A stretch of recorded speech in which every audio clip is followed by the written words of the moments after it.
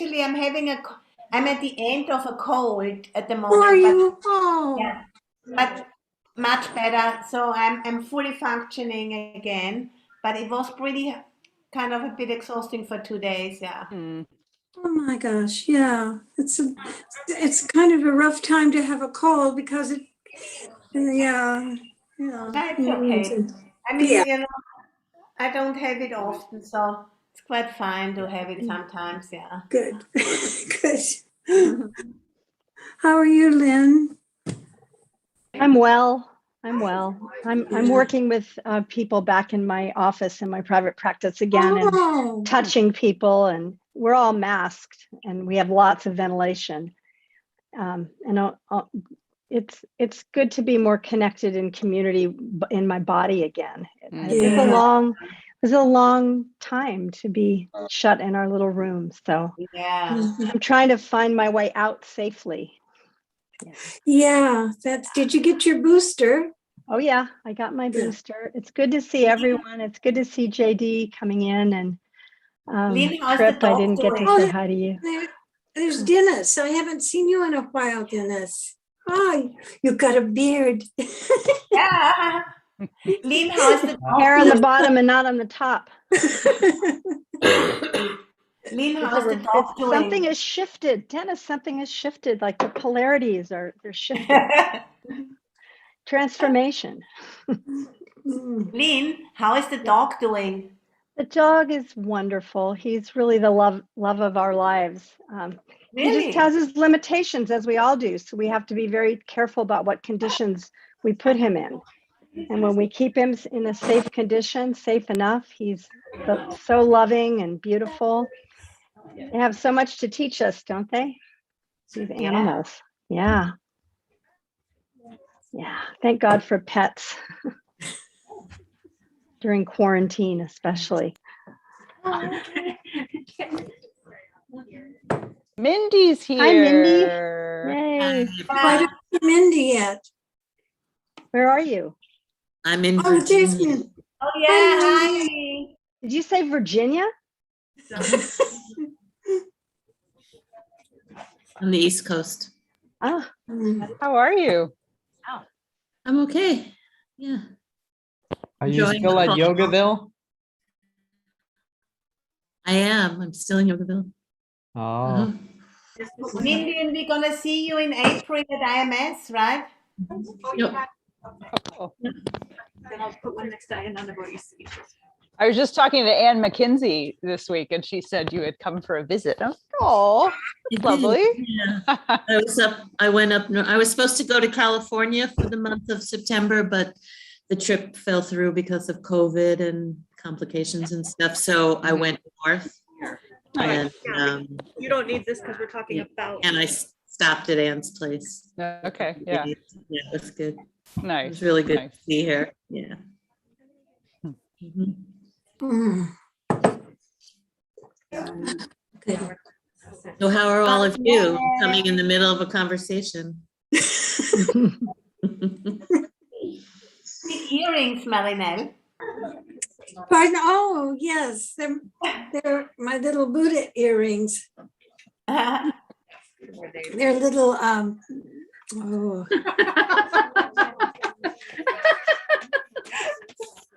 is there anybody who hasn't had a chance to introduce yourself who would like to say hello before we run out of time? You could unmute yourselves and say hi.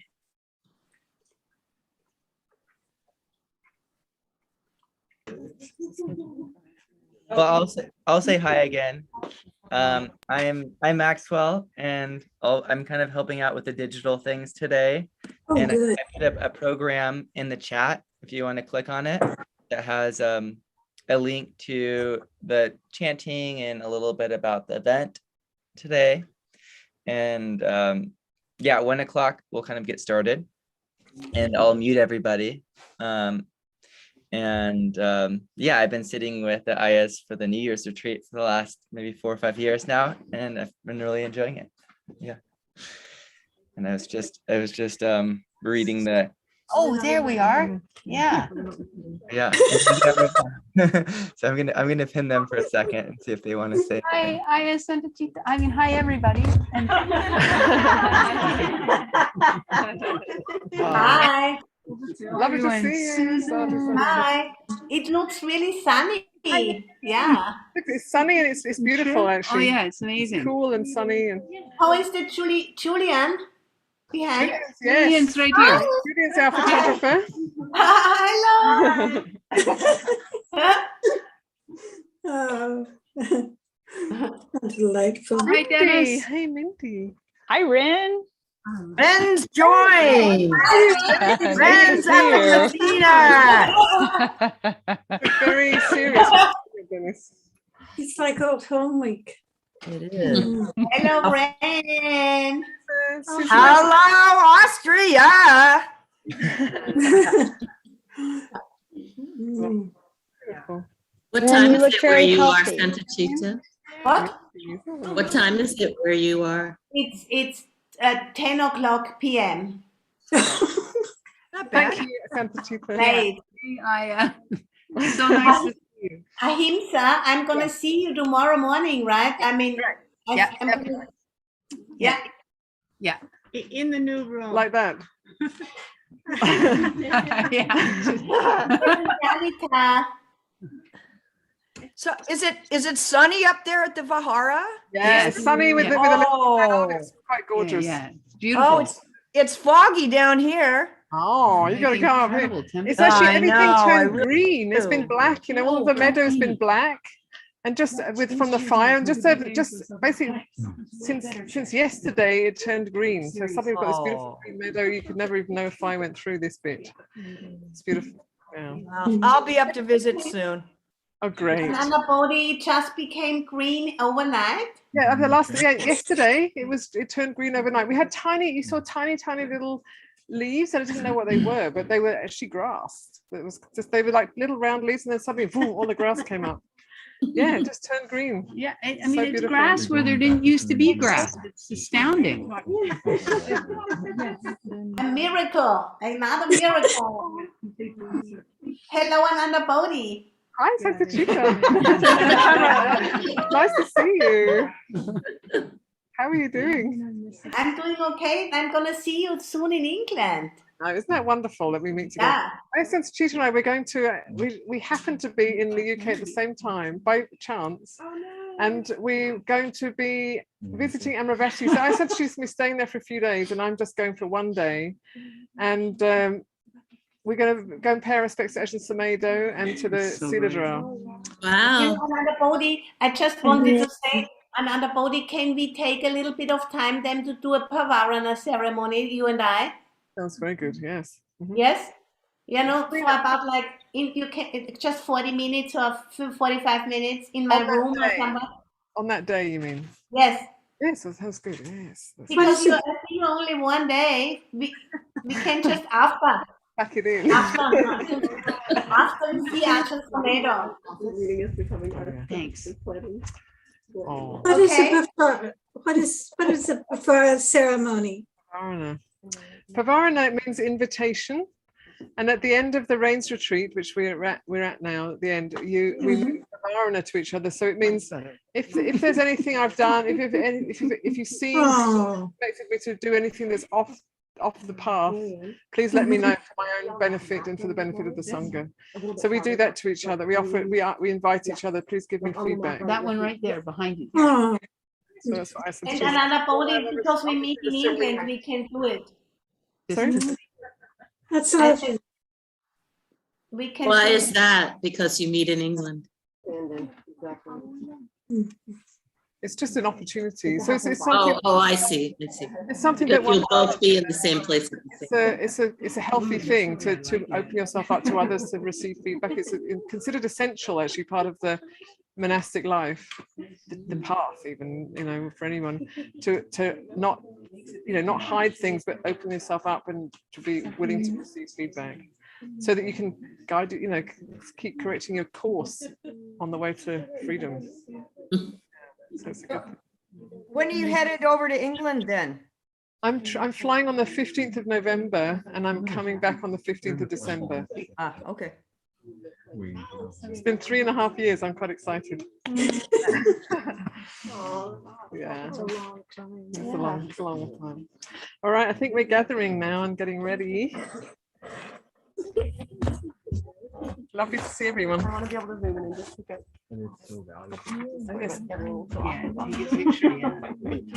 Look at Chilton, all these famous people. Yes. You've got all your founders. on Yeah, there. it's really amazing. I thought it would be funny if we just found it. Well, we can pin there for a minute. Do you want this just here? Yeah, I think so. Yes. Great. And is it got the right directional thing set on it? Oh, that's a good idea. What do we want? Yeah, I think if you were speaking from the one side, you want the cardioid, but otherwise, I think you're going to get voices from all around. So you want the all around. All right, so we're Okay, I'm going just to gonna- get started in just a couple minutes. So kind of the first thing is that me and Emily are going to welcome everybody. So I'll let Emily get started first. If you want to introduce yourself. Sure. Hi, everyone. Really nice to see you all. So many familiar faces and new faces too. My name is Emily Carpenter, and I've been involved with the Friends of Aloka Vihara for a number of years. And I've kind of stepped back a little bit this year, but I am working with Maxwell this year as being one of the Zoom hosts. So yeah, really nice to spend this time together supporting the monastery. So yeah. There you Yes. just grab, yeah. Just take a cushion, take a mat, and Or a And, chair. and I'm Maxwell, and yeah, I'm just kind of helping with digital things. I'm actually muting you all right now. But there will be a little bit of time at the very end to kind of connect with each other again. And the event's going to be going from 1 to 3:30. And yeah, this is like a very special ceremony. It dates back to the Buddhist time, an opportunity for the lay community to give the special cloth, the Kathina cloth that's going to be sewn into the robes, as well as I believe I can see Instapot back there, possibly, which I also really enjoy, for cooking and the requisites of food, shelter, clothing, and medical care. And so it's a 2,600-year-old tradition, and it's really amazing that we can keep doing these traditions in this kind of this time where we're so quick to push away the past. So I feel very honored to help out. And yeah, I've been sitting with Ayaz for the New Year's retreats for the last few years or so. And so in the chat, I put a little document, a little link, and I'll send it one more time for the program for today, which everybody can click on. And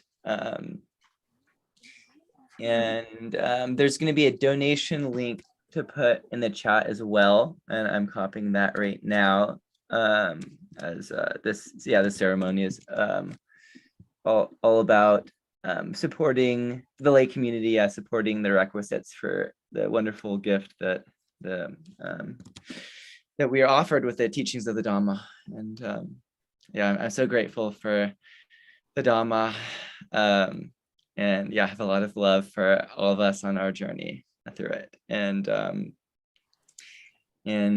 going to close the chat capabilities, but I'm going to leave the links up for a little bit longer so you can look at the program and the donation link.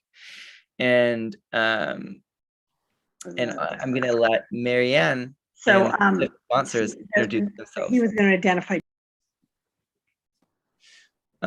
So Marianne, would you like to introduce yourself? The introduction. Oh, okay. And do I look this way? Yes, the camera is right there. I think I'll switch glasses. I thought.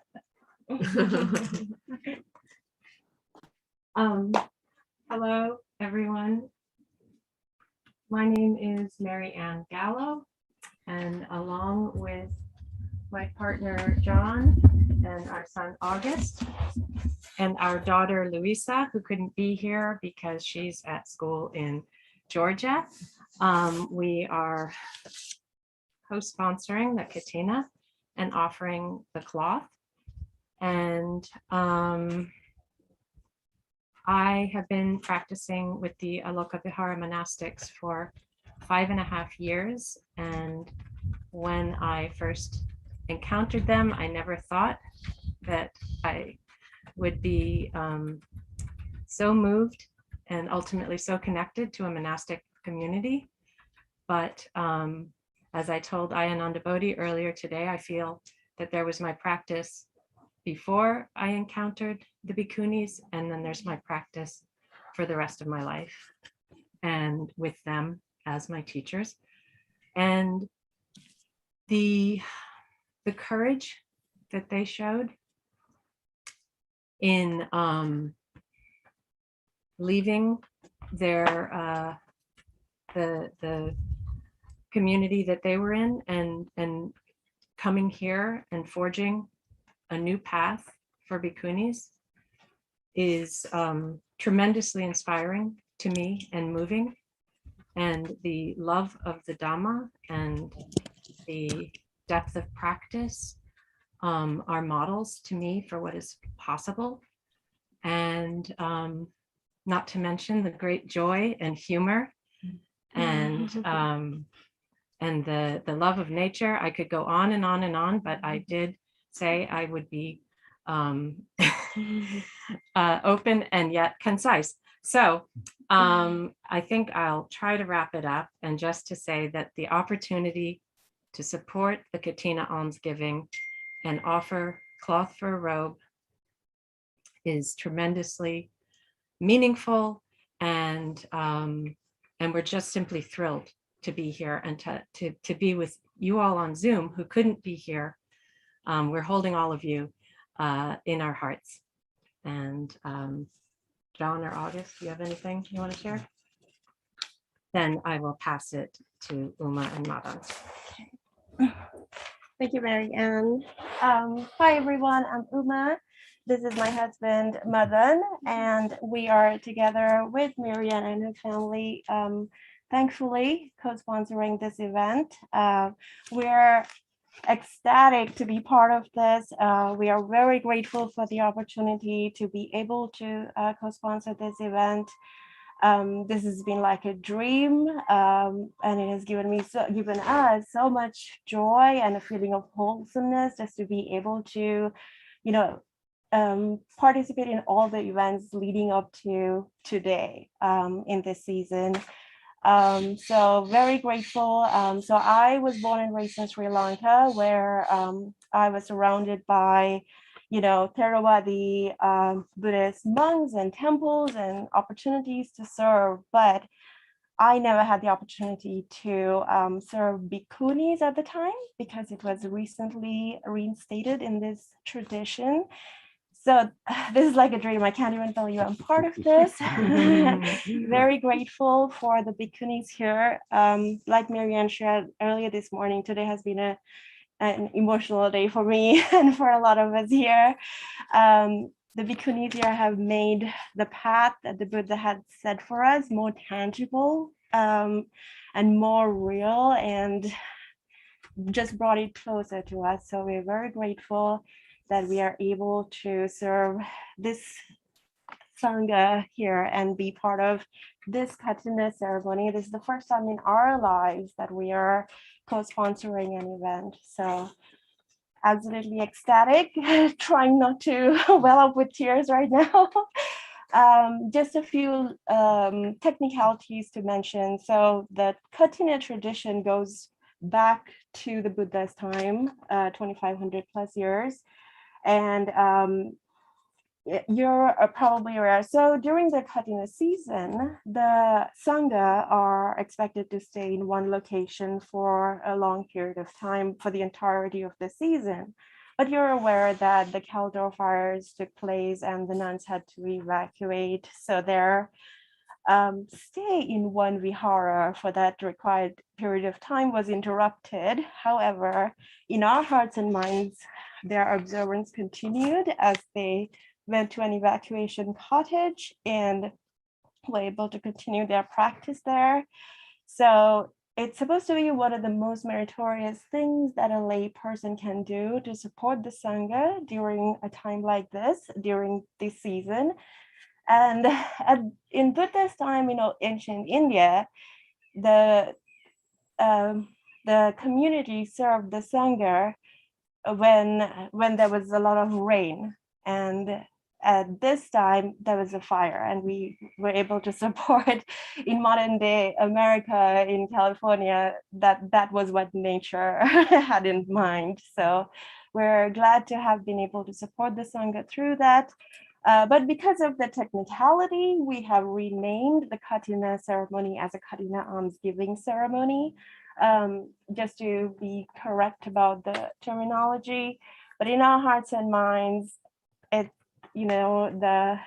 the practice just continued, and we're continuing to support that continued practice that comes from the Buddha's time through the Sangha to this Bikuni community, and we are very happy to be part of it. So this is like I said, this is like a dream. I can't even believe this is happening, and we are part of it. And so very appreciative. We are very appreciative of the opportunity and for everyone being present here today. And I'd like to hand it over to my husband to talk about a little bit about what we have in the shrine and the procession a little bit.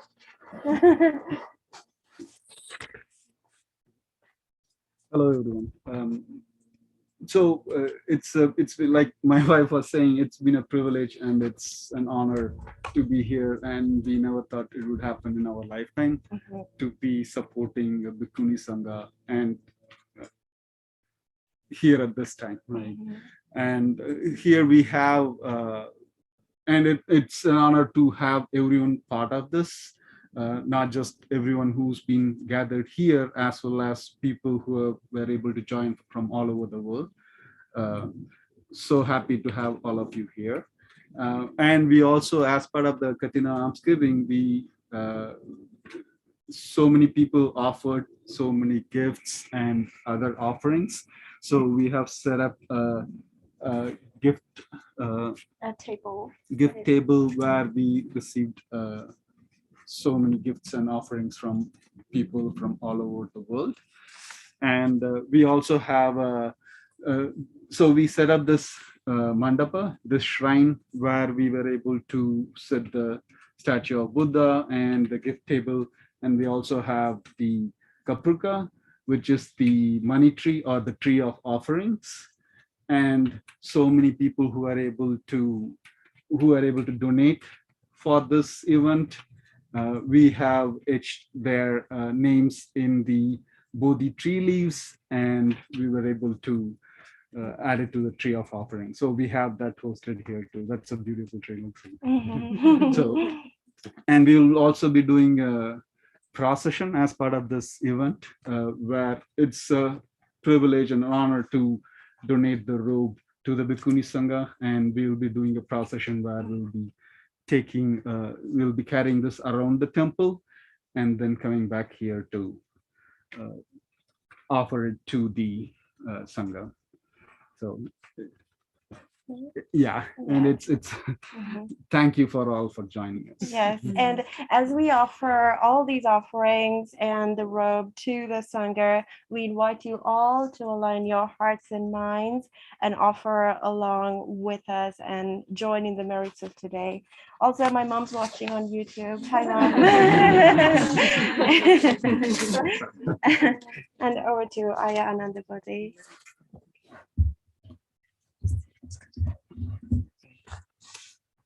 So my heart is full, and it's so beautiful to hear each of you speak and to see everyone on Zoom also.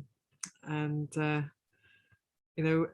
this one of the beautiful things of the Kathina-Almsgiving ceremony is that it brings together many people who don't necessarily get together otherwise. So we've come to, so we have a lot of guests here at the moment. So we have a very awesome team of young women who've been here helping out in many different ways, and we have Julie DeHart, our board president here, and Amy, our board secretary here, and some of our neighbors from Placerville, good friends and neighbors, and others from further afield, just a few.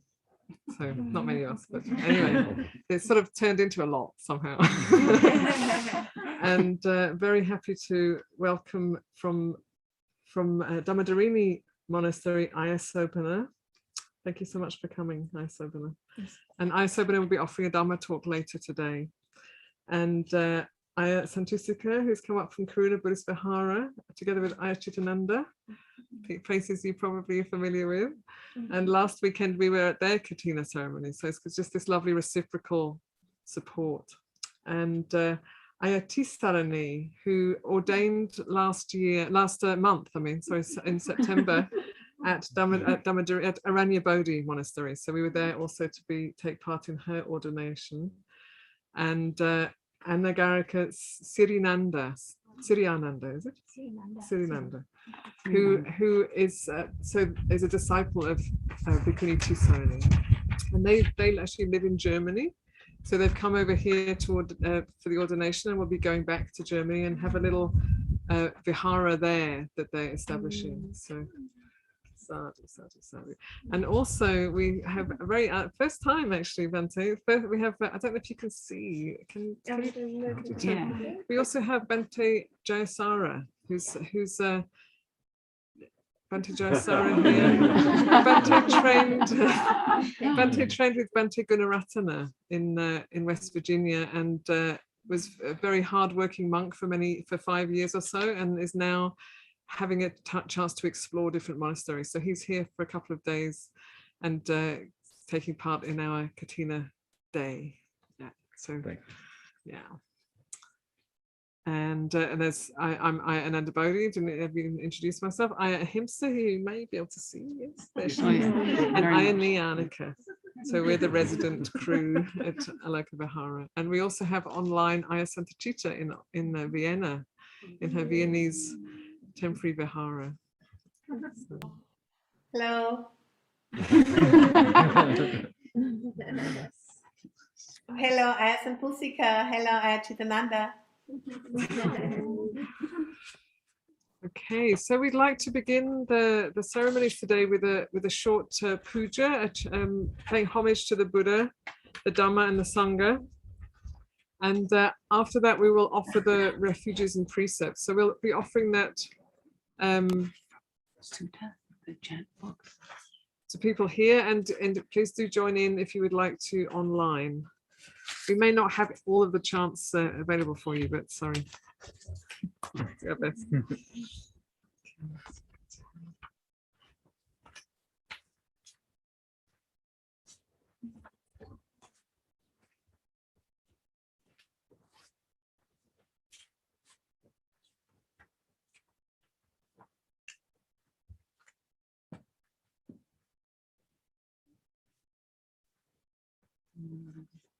Page 14, page 14. Page 14.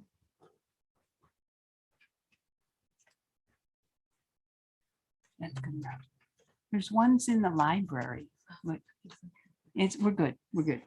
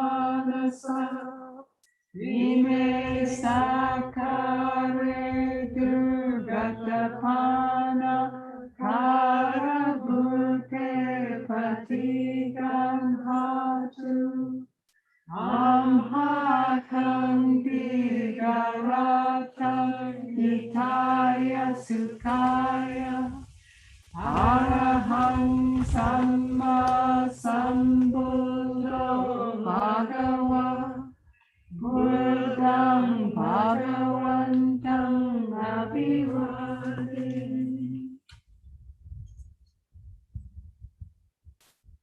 Swakato Bhagavata Dhammo Dhammam Namasami.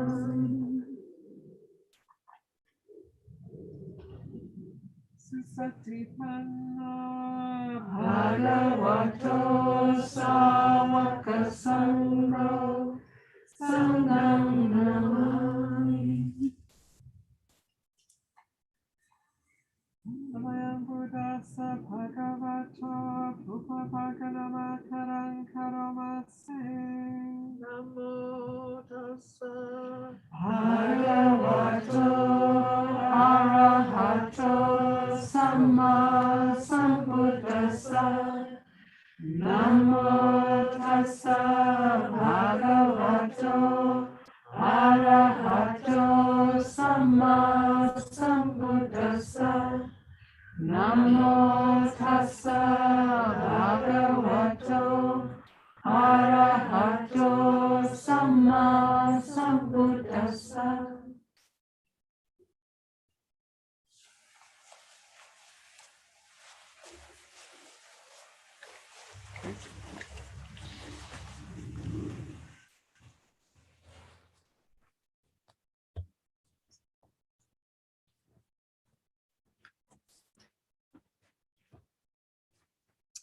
So this is an opportunity if you'd like to take the 3 refuges and the 5 precepts.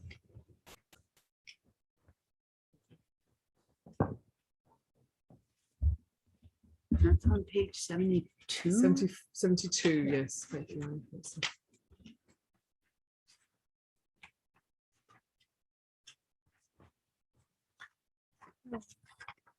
Usually begin by like 3 times. And am I? You can bow to the Buddha and then you ask for it.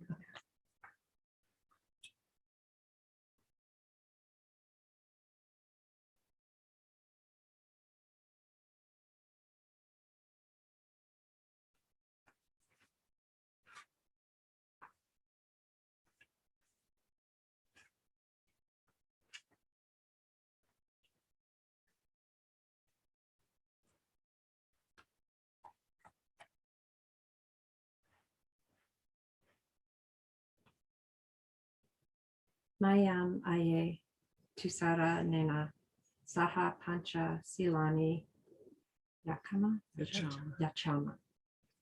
Dutiyampi mayam aye tusara nena saha pancha silani yachama.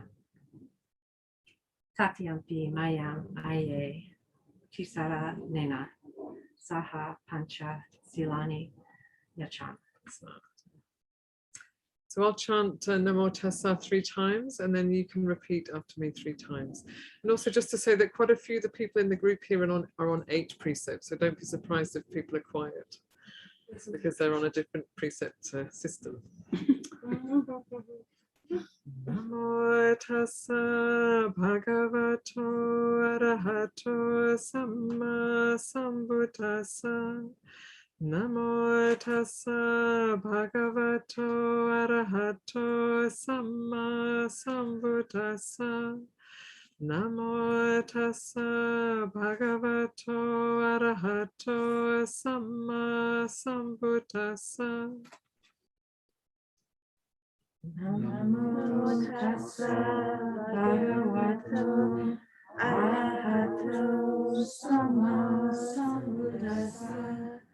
Namo Tassa Bhagavato Arahato Samma Sambuddhassa.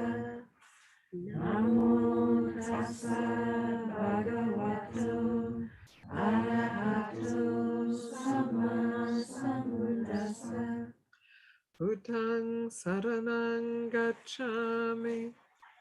Buddhang Saranang Gacchami. Dhammang Saranang Gacchami. Dhammam Saranang Gacchami. Sanghang saranang gacchami. Sanghang saranang gacchami. Dutiyampi Buddhang saranang gacchami. Dutiyampi Buddhang saranang gacchami. Dutiyampi Dhammang saranang gacchami. Dutiyampi dhammang saranang gacchami. Dutiyampi Sanghang saranang gacchami. Dutiyampi sanghang saranang gacchami. Tatiyampi Buddhang saranang gacchami. Tatiyampi Buddhang saranang gacchami. Tatiyampi Dhammang saranang gacchami. Tatiyampi dhammang saranang gacchami. Tatiyampi Sanghang saranang gacchami. Tatiyampi sanghang saranang gacchami. Tisarana gamanang nititang. So I'll chant the precept. I'll chant the Pali of the precepts, and then you say the Pali and then the English. And if you're struggling with the Pali, just say the English. It's all good. And please reflect on the, on the meaning and on the support that each of these precepts can offer in your lives. Panatipata veramani sikkhapadang samadhiyami. Panatipata veramani sikkhapadang samadhiyami. I have to take the precept to refrain from taking the life of any living creature. Dinadana veramani sikkhapadang samadhiyami. Adinadana veramani sikkhapadang samadhiyami. I undertake the precept to refrain from taking that which is not given. Kame sumichachara veramani sikkhapadang samadhiyami. Kame sumichachara veramani sikkhapadang samadhiyami. I undertake the precept to refrain from sexual misconduct. Musavada veramani sikkhapadang samadhiyami. Musavada veramani sikkhapadang samadhiyami. I undertake the precept to refrain from false and harmful speech. Suramaraya Majapamadatana veramani sikkhapadang samadhiyami. Suramiraya Majapamadatana veramani sikkhapadang samadhiyami. I undertake the precept to refrain from consuming intoxicating drink and drugs which lead to carelessness. Imani pancha sikkhapadani silena sukhatinyanti. Silena bhoga sampada. Silena nibbuttinyanti tasma silang visotaye. These are the 5 precepts. Sila, or ethics, morality, is a support for true happiness. Sila is a support for true wealth. Sila is a support for the peacefulness that leads to nibbana, leads to freedom. So take good care of this Sila. Sad, sad, sad. Okay, so if you want this, she should be able to have a sensitive mind, so she should be able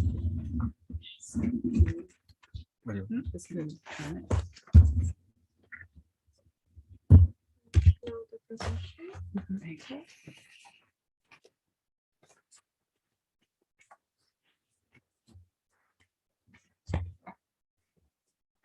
So now we'll take 4 different sessions. And leave the tray, I think. Leave the tray and the trays will stay there.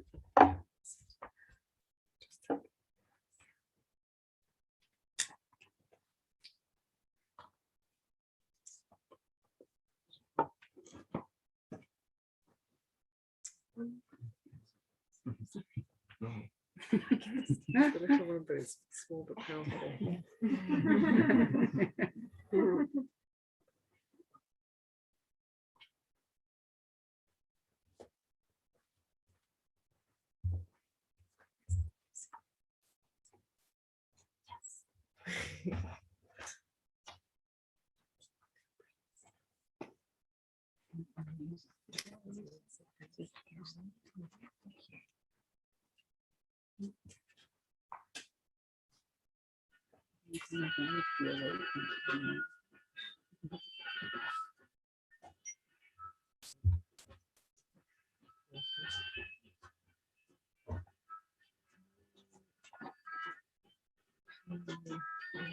Can I do the Yes, camera? would you do Set that? all That would be great. demo? No, I'd love to.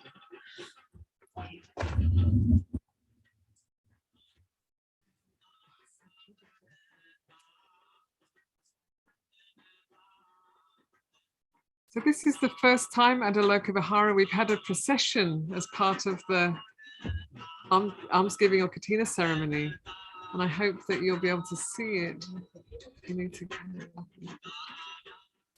So the 5 donors of the Katina-Almsgiving robe cloth are carrying.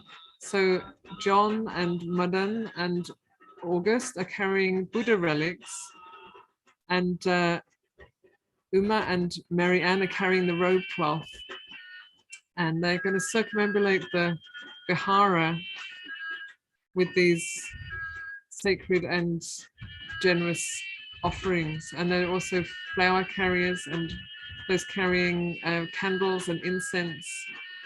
And they're circumambulating the Vihara with these offerings that they'll bring back, and to really bring the heart in connection with this sacred day, a sacred opportunity. I'm going to be quiet now and let you just sit with the feeling and hopefully connect with all of us here.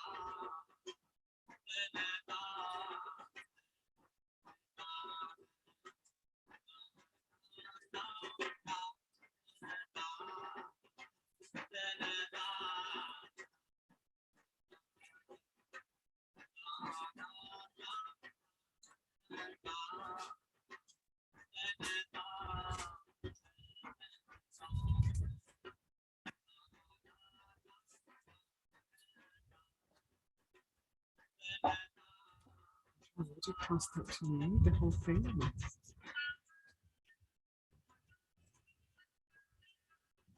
Sure.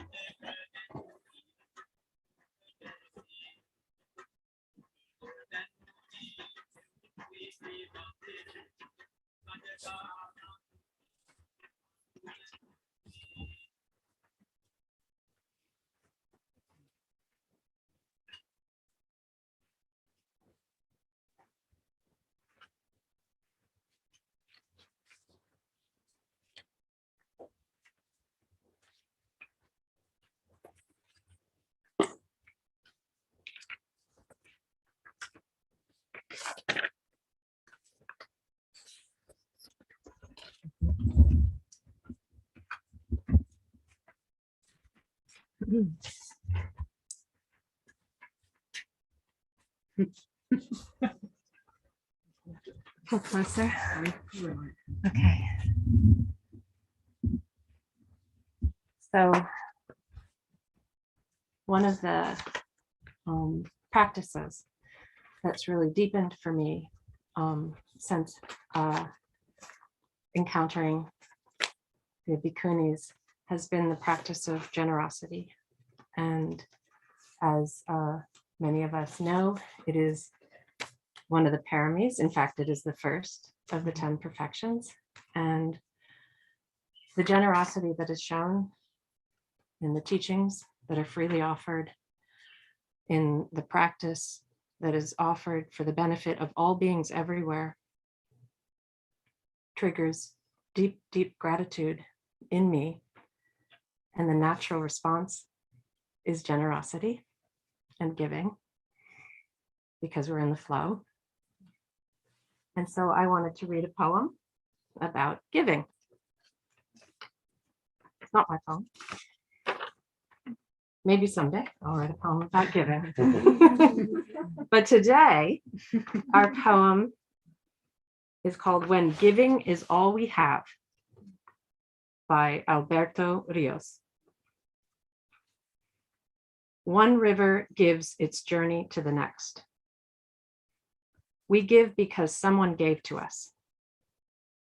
We give because nobody gave to us. We give because giving has changed us. We give because giving could have changed us. We have been better for it. We have been wounded by it. Giving has many faces.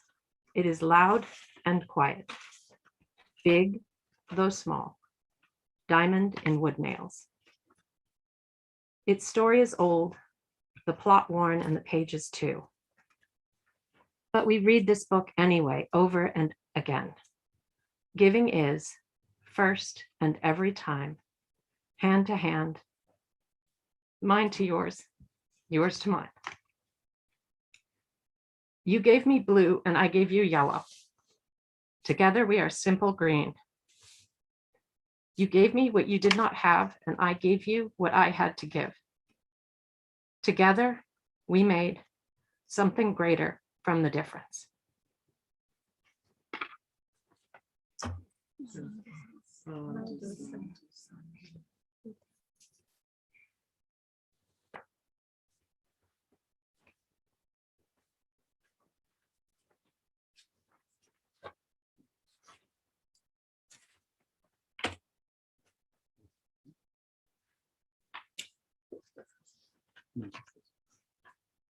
From the time of the Buddha, the monastic Sangha has been sustained through the kindness and generosity of good-hearted people, offering the 4 requisites of food, shelter, cloth, and medicine.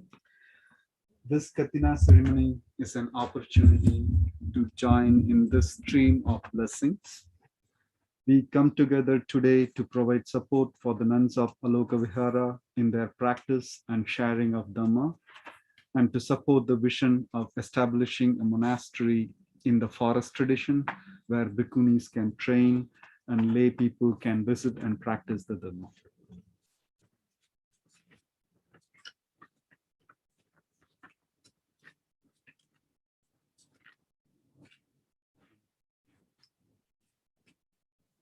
So now we will offer the robes to Aya Anandavali.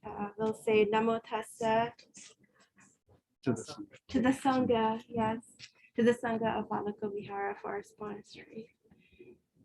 And we will say Namo Tassa 3 times, and then we will read out the offerings, and please join us in speech, mind, and soul as we make these offerings and joining the merit. Namo tassa bhagavato arahato samma sambuddhassa.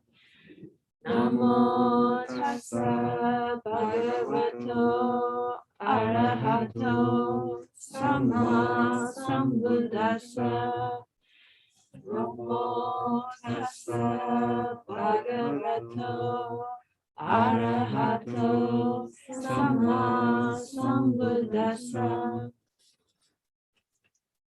All read this together now. Venerable Sangha, we present this robe cloth and all the other offerings to the Bikuni Sangha. It would be good if the Bikuni Sangha would accept these offerings for our long-lasting benefit and the happiness it gives us. Do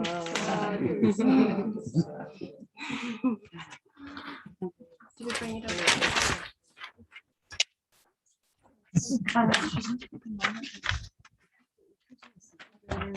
Yes. And then also to invite our Zoom Sangha. Yes. Yeah. So do you want to, okay, so we're going to walk around here with the people gathered in person and with the robe, inviting that any, what comes up in the heart, beneficial wishes can be shared. And we invite you in our virtual Sangha to please do the same.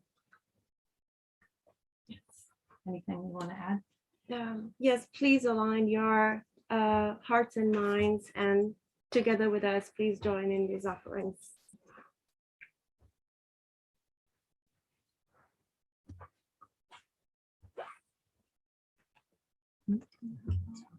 You want to do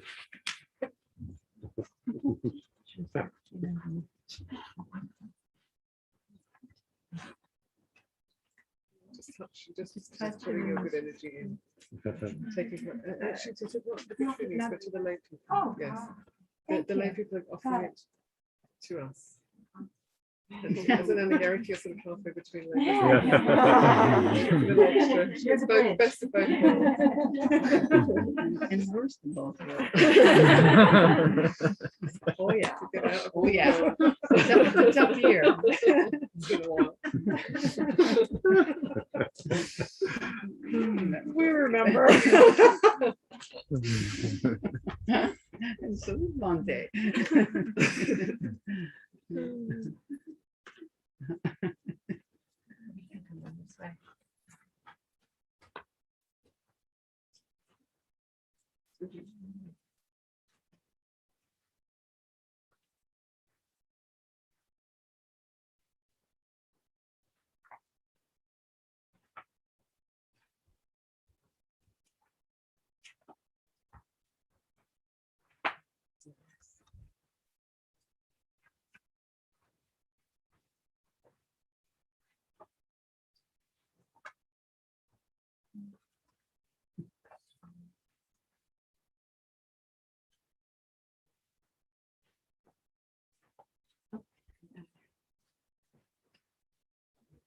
So I think you might want to move the table aside now, and you can just come here.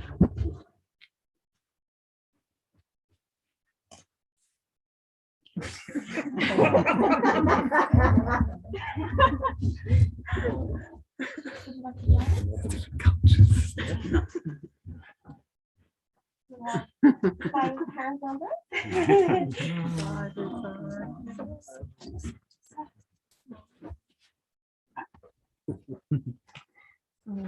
Sadhu, sadhu, sadhu. Oh my gosh. Oh, wonderful.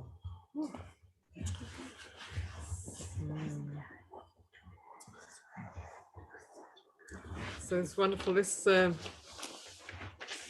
I just want to say that Uma and Madan and Mary Ann and family have been supporting us through the Vasa. So even while we were evacuated, they were offering meal danas to support us, even from LA.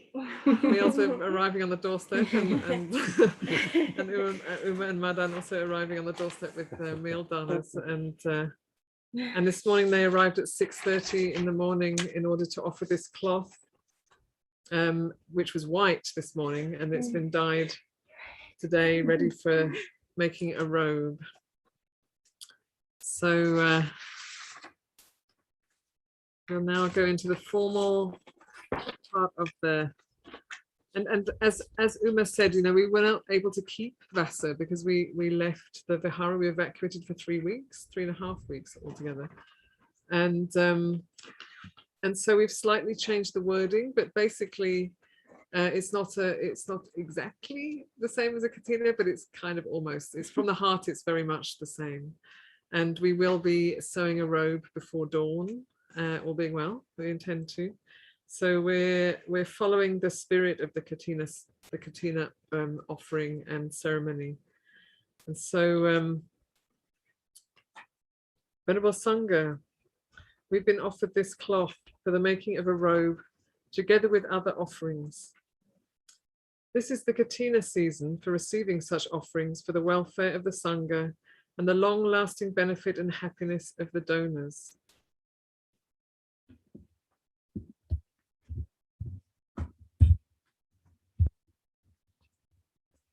It's quite sensitive.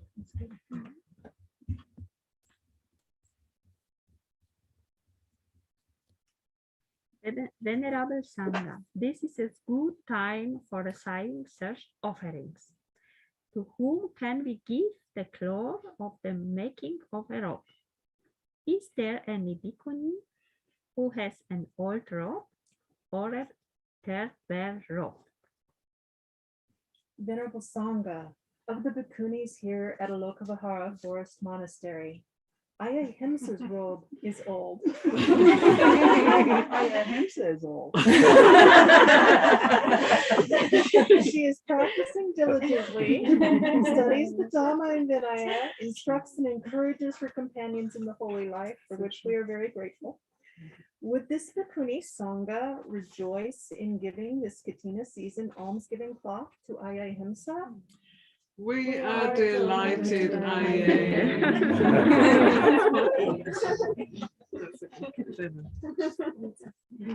Venerable Sangha, as the giving of this robe cloth to Ayahimsa and the acceptance of the other offerings for the Bikuni Sangha is pleasing to this entire Bikuni Sangha, it would be good to announce it so we may all further rejoice in the offering. Sadhu Aye.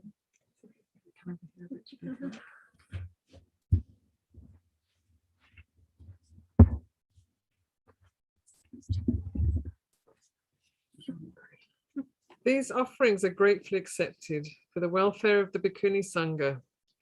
The Katina season almsgiving cloth is given by the Bikuni Sangha to Ayahimsa for making of a robe.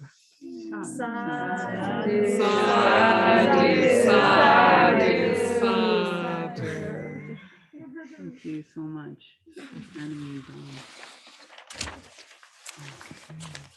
Seems like I'll give you the table.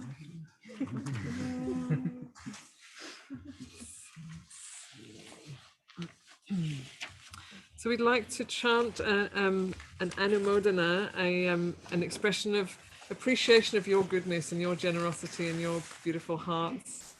And this, is it going to work? No. She needs a spirit level. Hang on. We can just put it on the floor. Maybe the ground is safer. On the ground is better.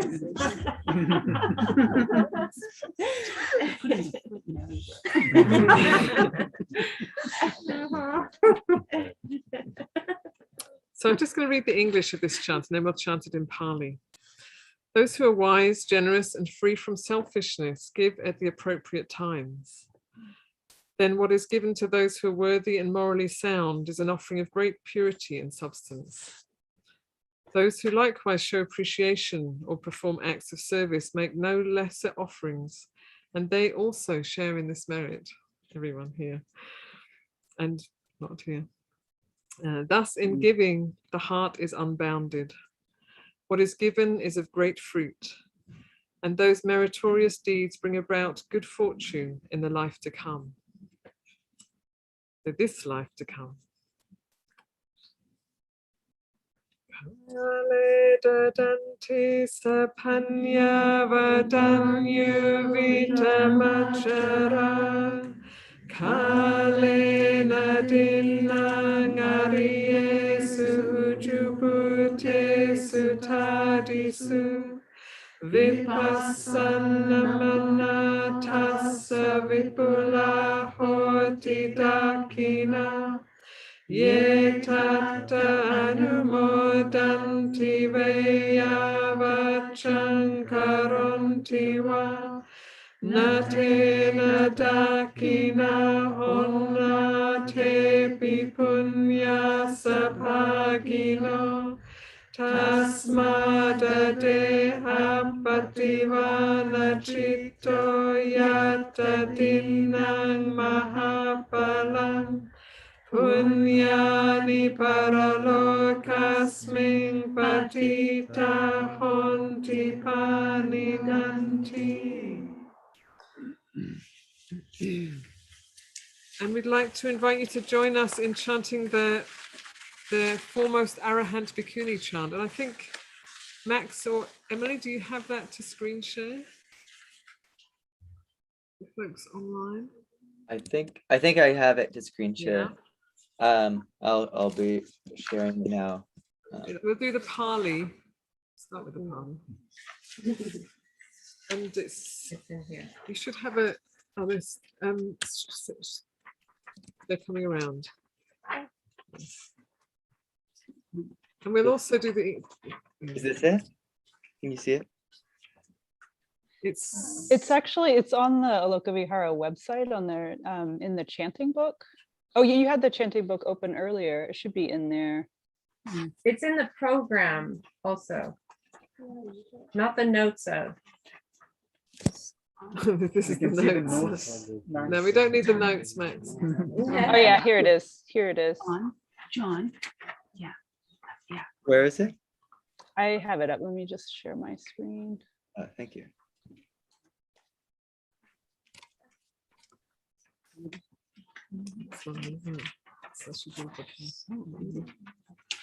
That's it, I think. Is that it? Yeah. Is that the Pali? That's Pali. Yeah. All right.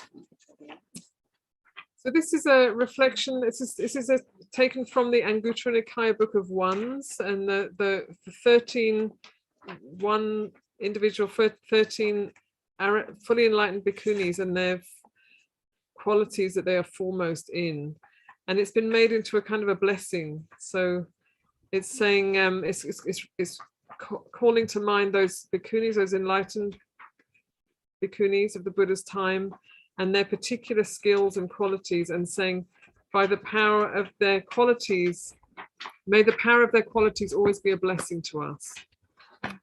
It's sort of invoking our ancestral lineage.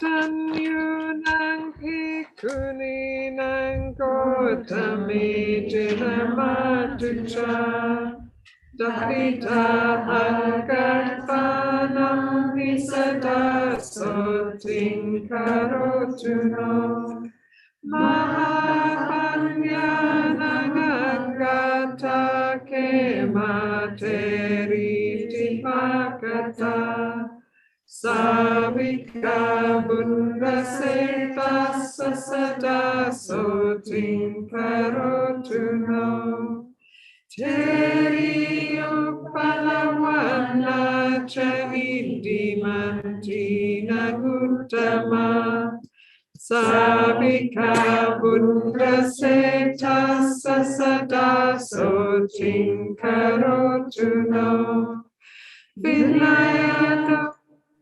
Nangakapata Charati Visuta Tapita Hankatanam Visada Soting Karotuno Dhammakatikanam Pavaratam Madinatinamika Tapita Hankatanam Visada Soting Karotuno Jai Kanam Bhikkhuni Nanda teriti namasa. Ankatana tita ahusada soting karotuno. Arata viriana ganga sona teriti namika. Tapita tatatana nisada soting karotuno. Dipa chaku kakanga sakula iti visuta. Visuta nayana sapisada soting karotuno. Kundalake siddhi kuni kipa vinyana uttama. Tapita yevatanam visata soting karotuno. Teri banda kapilani mubajati nanganusari. Tasang yeva bhikkhuni nang sada soting karotuno.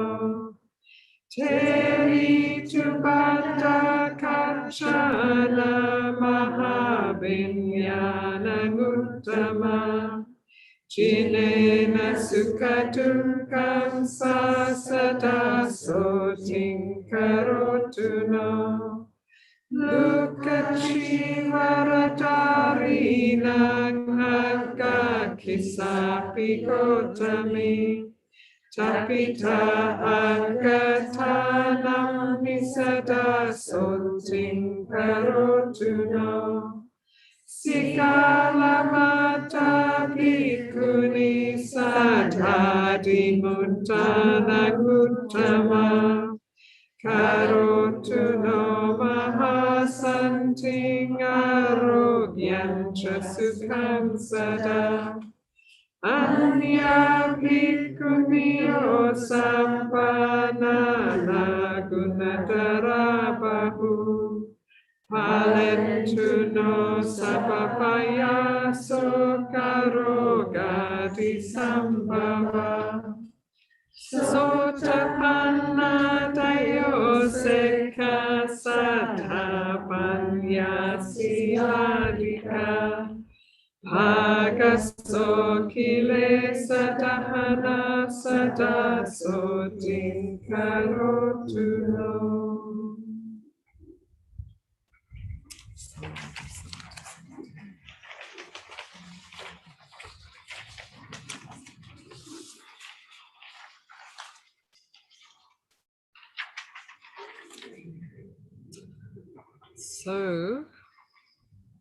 So the robe offering, the robe has been offered, and we have sewing machines at the ready indoors. So some of us are going to disappear now and start measuring and cutting and sewing the robe. And our aim is to finish, well, our aim is to finish that robe before dawn of the next day. So hopefully not before not too close to dawn. And so we have Dhamma offerings from three wonderful bhikkhunis. And first, Ayasantachita will be offering Dhamma reflection from Vienna for us. And following that, Ayasobana will be offering a Dhamma reflection. And following that, Ayasantusika will be offering a Dhamma reflection. So please enjoy and take in the beautiful offerings that are coming now.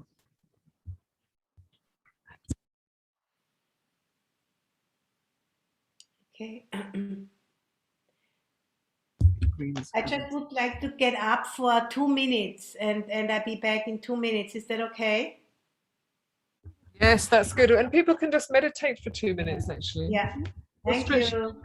Yes, stretch your legs if you need. Stretch your legs.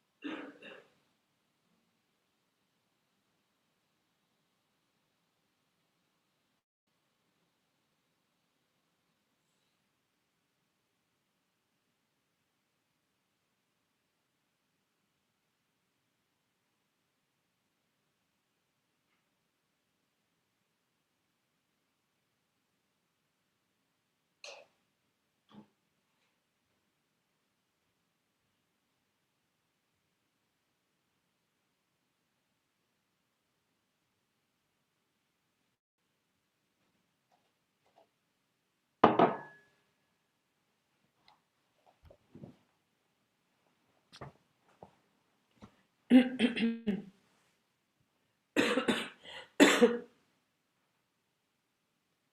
I'm back. I have had a cold over the last 2-3 days, so I probably sound a little bit like that. Emily, can you hear me okay? Yes? Thank you. So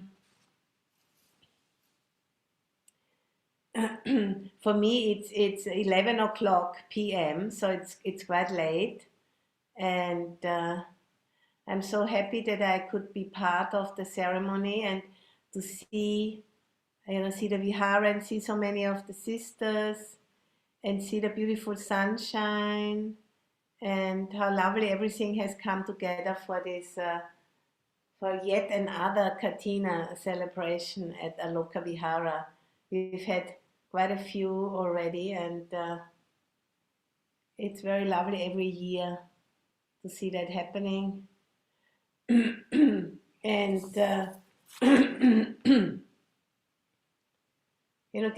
since ancient times, people have come together to, mark the change of the seasons and, do these different kinds of celebrations together to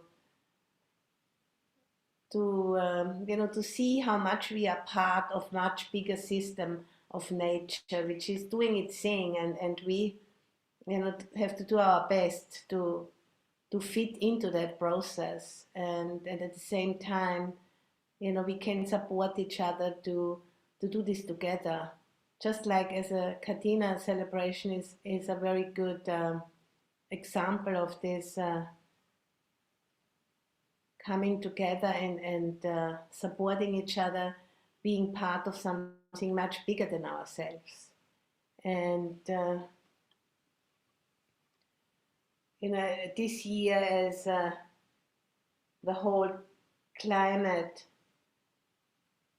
change theme, is looming larger and larger on the forefront of our minds, all around the globe.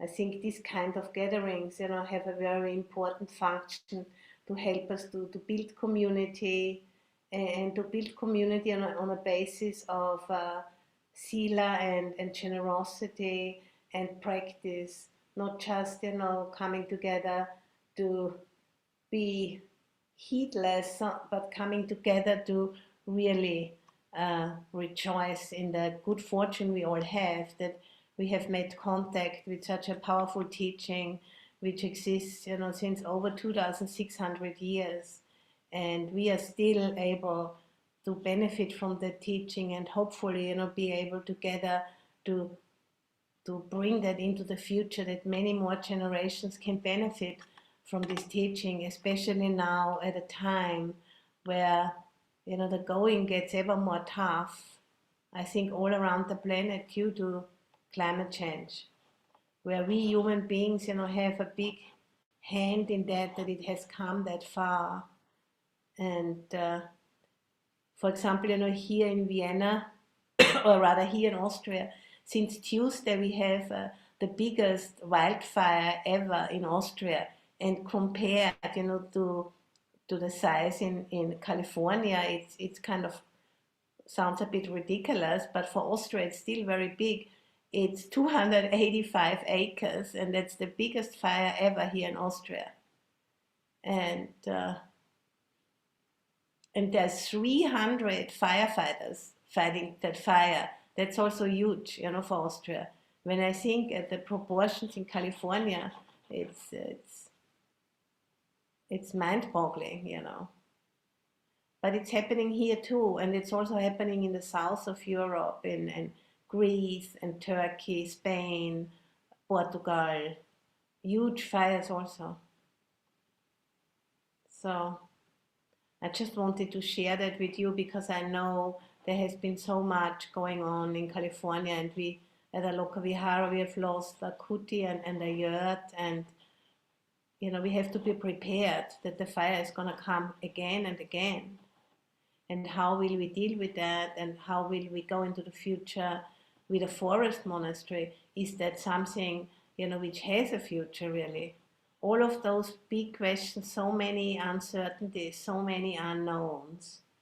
And at the same time, we have this very precious teaching, which is all about, letting go of that which doesn't serve us any longer, and, bearing with that uncertainty and with the not knowing, and, finding our ground in the not knowing, and in the same time, becoming conscious of what it brings up in us. If we are kind of in this free fall of when the old forms are dissolving and the new forms haven't yet shown themselves, how that's going to continue, all of this, and if it's going to continue. So, those things are very much on the forefront of my mind. And as many of you might know, tomorrow the COP26, which is the UN Climate Change Conference of the Parties, is going to start in Glasgow. It's going to go on until the 12th of November. And, many, many people think it's yet another one of those attempts, to try to do something about climate change, and then everybody, is going home from those meetings and nothing has been accomplished. So, but at the other hand, we can maybe recognize those meetings, even they might not accomplish much. At least, they can show us that our current civilization, with all of the systems, which we have been forging over the centuries, it's really not working anymore in those ways, and including, the psychological and emotional foundations which are upholding those systems, which are not up to the job really, which are really not up to the job to deal with the fact that 2/3, of the global civilization, of the humans. This, my English is now getting a bit more difficult because I speak so much German. There has, at the beginning of 2021, there has been a big poll, a climate poll, where 1.2 million people have been asked, what they think about climate change, and of those, 2/3 said that they think climate change is a global emergency, and they think we need to urgently do something about it. But as you all see, it's not a lot happening really, not enough. And, that makes it for me so much more clear, how important it is to practice and to prepare ourselves and to work with our cognitive and emotional filters, so that we can really turn towards what's happening and allow ourselves to be really deeply informed by that.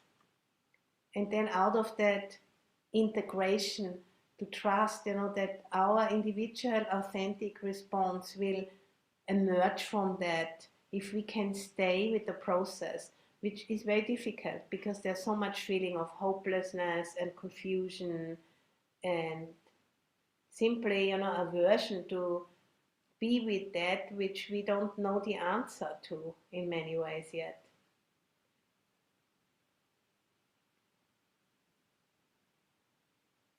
And for this work, to be able to be supported enough so we can dare, to open to it, we need community for that. And that's exactly what we are doing right now with this Kathina ceremony. We are building community, and it's a kind of a nourishing celebration where we are celebrating generosity and celebrating our ancestral lineage and celebrating reciprocity and this mutual support of the lay community with the monastic community, all very beautiful things, which we have the opportunity to lean into in order to be able to bear with that very difficult truth, that our old forms of doing things are also, shaky at the moment. I don't mean generosity or mutuality, all of those things, they'll always be important for anything. But I just mean some of the social forms, some of the forms, the political forms, and the forms how we organize ourselves. They are, really showing their limitations, and they are starting to fall apart.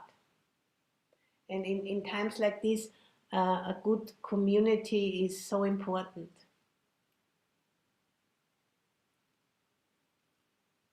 And so we're meeting today for this Kathina ceremony, and even as the intensity builds up all around the globe, and also in Little Austria, even here we have the biggest wildfire ever. Even if it's only 300 acres, but for us it's still very big.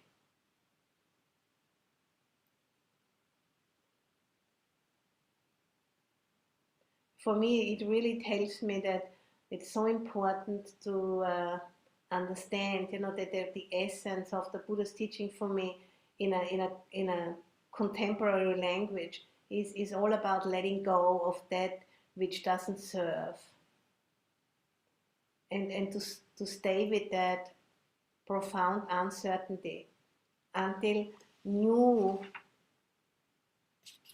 ways of being in the world emerge, not only on an individual level when we are working through our conditioning, but also on a level of a society, of a community, of a global community.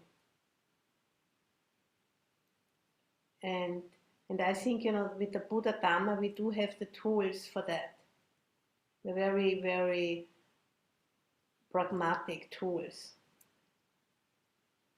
The 5 precepts, the 3 refuges, what you've just been taking at the beginning of the ceremony, they are the foundation of that.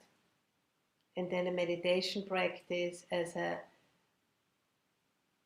very pragmatic way of getting to know ourselves, and then, letting go of ourselves. And, and through this letting go of ourselves, being more and more able to become part of a process which is much bigger than ourselves. And at the moment, I think it has a lot to do with that the whole planet, including ourselves, as we are part of the planet, is passing into a new state. We humans become more and more aware of the fact that we are not on top of the planet, but we are part of it. And to learn how we can live in a way that we can express that more clearly. And in the practice itself, with learning to not identify with our experience, but being conscious of our experience, and being more and more able to look through these patterns which we can grow out of, if we are able to stay conscious.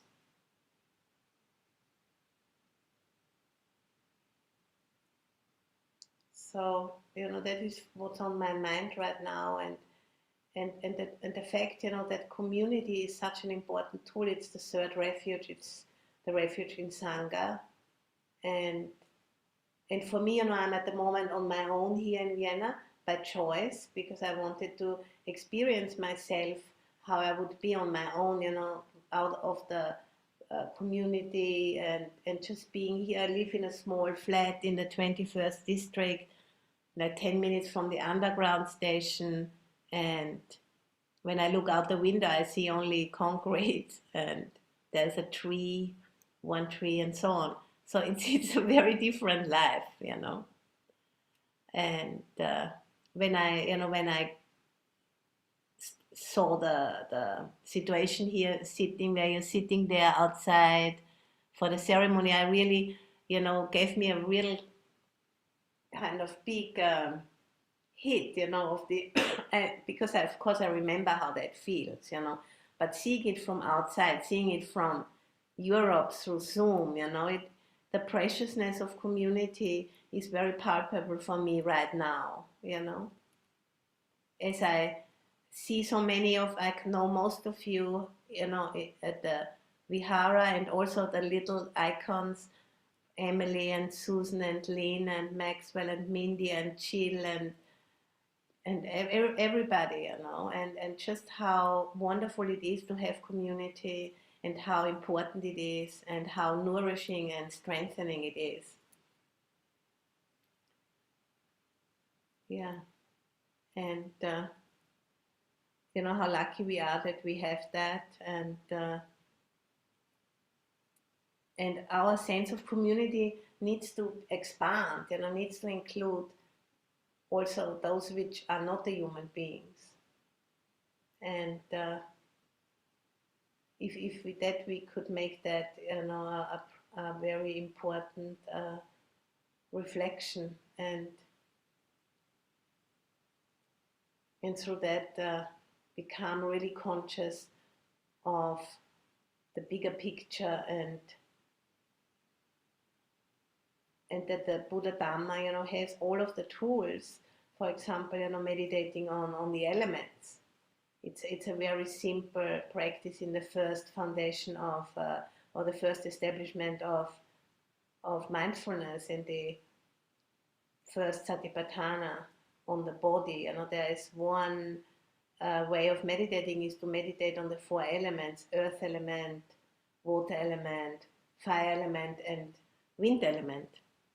And, and recognizing that we are in constant exchange with the planet around those 4 elements.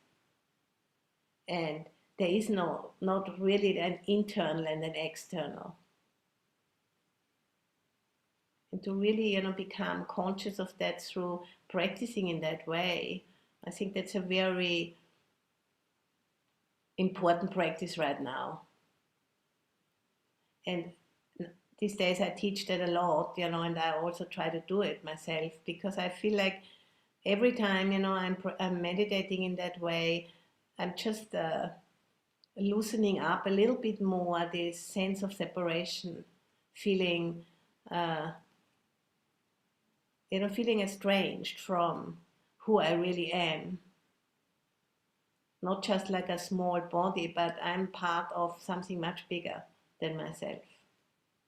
And if I would really fully know that, it would be much easier, to know what is the right thing to do at these times.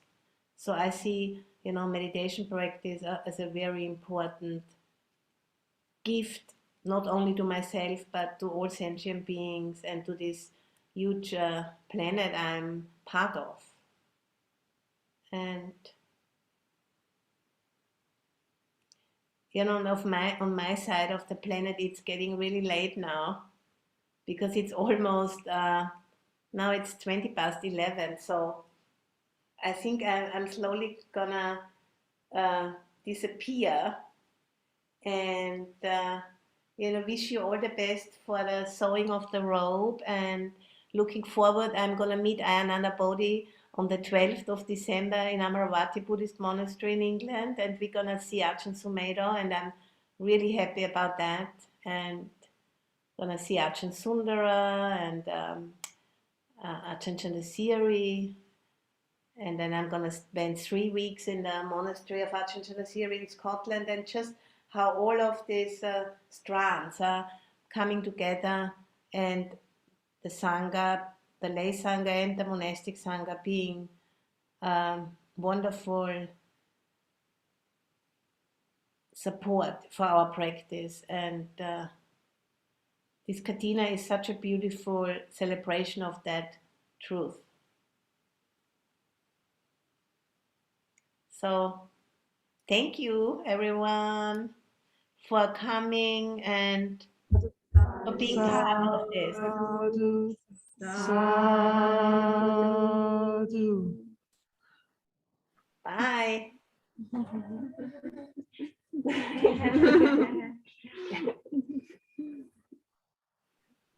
Hello, Mary Ann and Uma. Nice to see you. And August. I see August also in the back, yeah? And John. Your husband, yeah. Hi. And Julian, and I saw Julie. Julie, where are you? Hi, Julie. Nice to meet you. Get some good rest. Hey, and I see in the back, I forgot the names. I'm so sorry. Jack and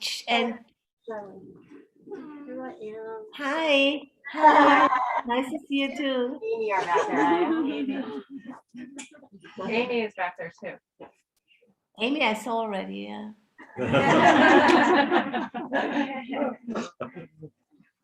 It's amazing, you know, that we can do this, isn't it? Be so far away. Yeah. So all the best for today, and I'll be back at the Vihara after the IMS retreat. I meet Ayana Bodhi then at IMS so that I don't have to fly all the way to San Francisco and back again. So we meet at IMS and teach the retreat, and then we are back at the Vihara, I think on the 1st of May or so. Yeah. And, okay, thank you so much for everything. And thank you to all of the Bikunis for coming. Okay. Hello.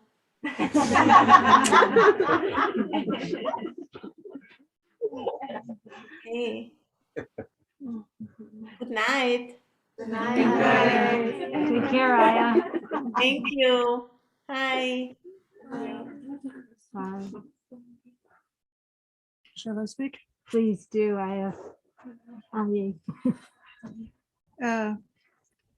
Dear friends, I'm Aya Salbana. I came up here from the monastery that we have in Penn Grove in Sonoma County.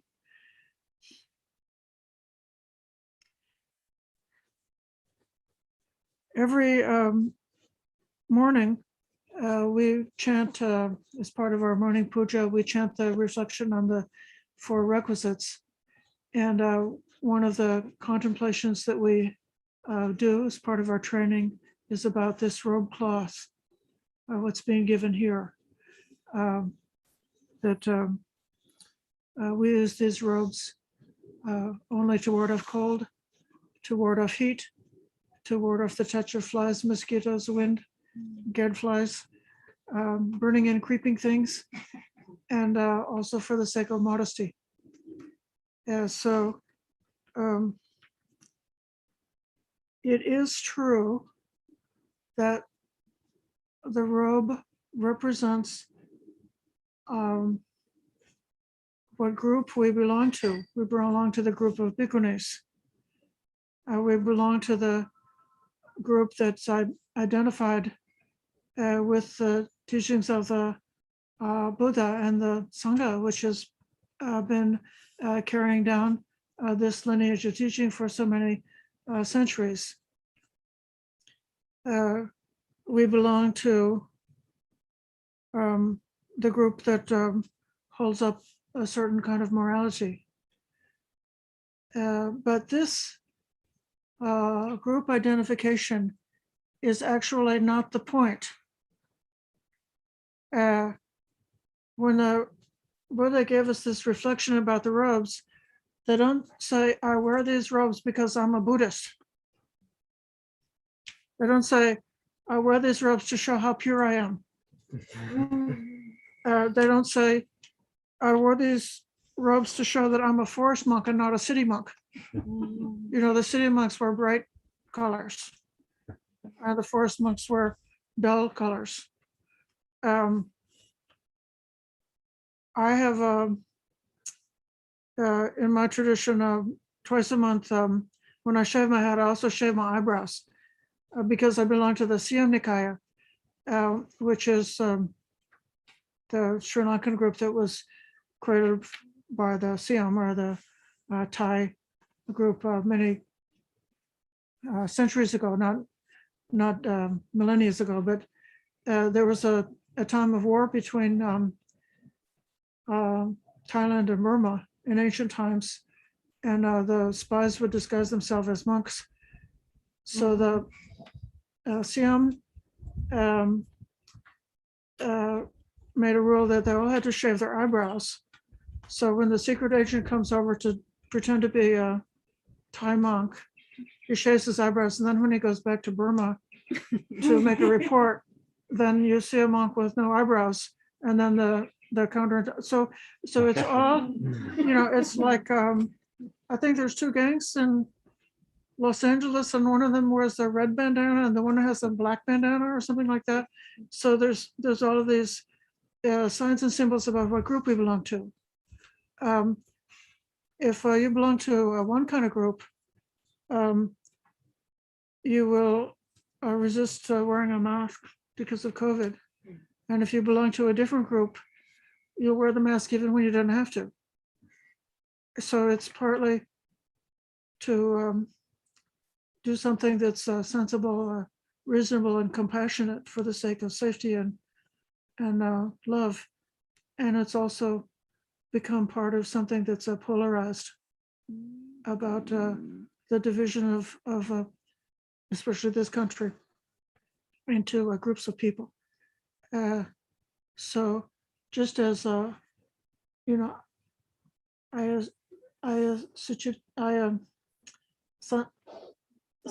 Chita, there's so many Susan, Santas, and Chitas and Charas in our community.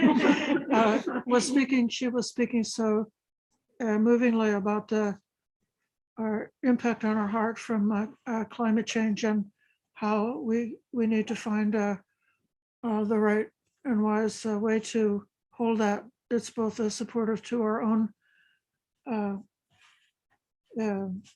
success in the Dhamma success and practice, and also supportive to the survival and welfare and compassion for the whole world. Then, so just the same way, I'm trying to come to another theme that has something to do with our situation in the world, and that is the world has become polarized, divided into groups, and people get views and opinions not based on their own investigation, deep investigation to what's true, what's right, what's really beneficial, but instead they just go along with the group. Okay. There's a group of suttas that you could look up. It's one of the earliest chapters in all of the ancient texts that came down to us from early Buddha. It's called the Book of Eights, or the Atthakavagga, and it's part of the Sutta Nipata. And in those short, they're short stories and poems. The Buddha is again and again encountering monks who are polarized based on their views. They're quarreling with each other about points of doctrine, points of catechism, and even becoming so quarrelsome that they may come to blows because of an opinion. So, I may say the eyebrows should be shaved, and somebody else says no, they shouldn't. And so because of that, the world, we get divided like that. So even though the Buddha made right view of the beginning of the foundation, the beginning of the Noble Eightfold Path, it wasn't like he also, in another profound way, refused to be pinned down. That say, you can take up this ideology and that will save you.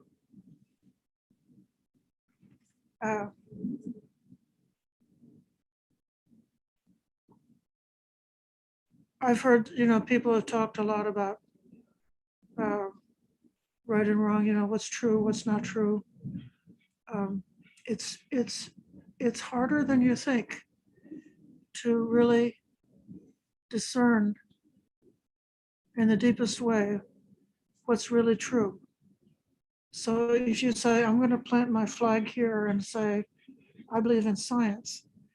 Well, okay, science is great. I love science. It's so ethical, isn't it? That they have this idea of a person trying to explain something can put forth a theory that explains the phenomenon that they can see and measure, and then they can test the theory. And anybody at all who reads the paper is able to try to make a test and to replicate it and to find out whether it's really true or not. So it's such a democratic system, such a great system for discovering the truth. And then if they find that what I discovered is not able to be replicated by somebody else, then we keep searching and seeking. And even as time goes by, and we find still other aspect of reality that we can't explain, and those science people, they try to develop a new theory that explains the new thing that they noticed, and in a way that's testable. See, so it's democratic like that. And so it's wonderful. But in another way, science is just telling us a story. It's like, the electricity runs from the negative to the positive. That's a story. It's a story. It helps us to visualize it. But then if I say that beings are reborn according to their karma, and somebody else says electricity runs from there to there, these are in many ways, as human beings, that's how we work as human beings. We need stories to understand. Science is a story, and there are other kinds of stories in this world. And the Buddha, the test that the Buddha gave about the true or false, or like the what view do you want to pick up? It's actually, what good is it? What does it do for us? What's the benefit for us? What's the result for us if we realize something? How does it accrue to our eventually to our liberation, freedom from affliction, freedom from reactivity, freedom from any kind of clinging to this state or that state, so that we're able to have the heart that's really at ease no matter what. So even if that group and that group is very polarized, and even if the world is burning,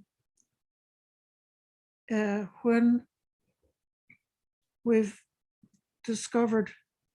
realized the truth that liberates us, then we're able to walk in that world without being harmed by all these troubles around us.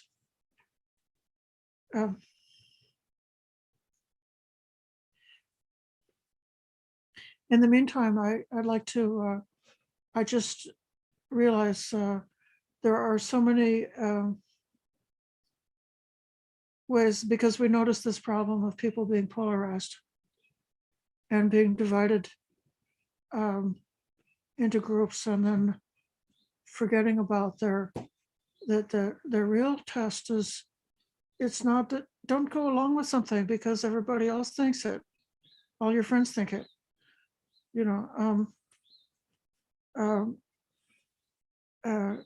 we have to really look within and really find out what we believe, what we understand, what we know, what stories help us to make the heart to become calmer, better, more at ease, and so forth.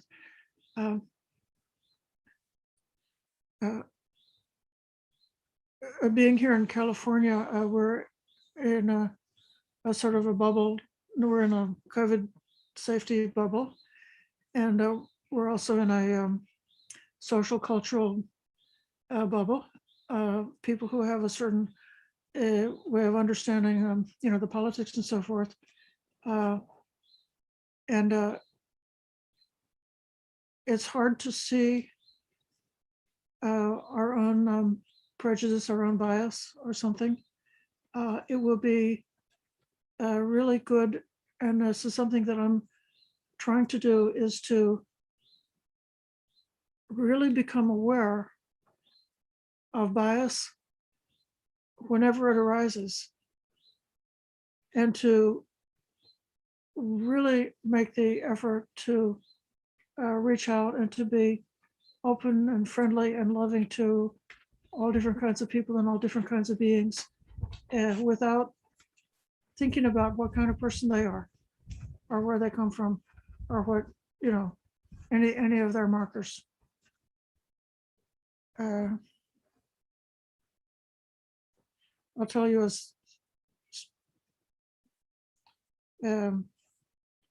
a sad story. There was someone who we met. There was someone from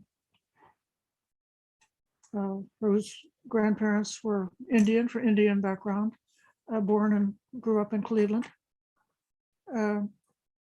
So, fully American in her experience.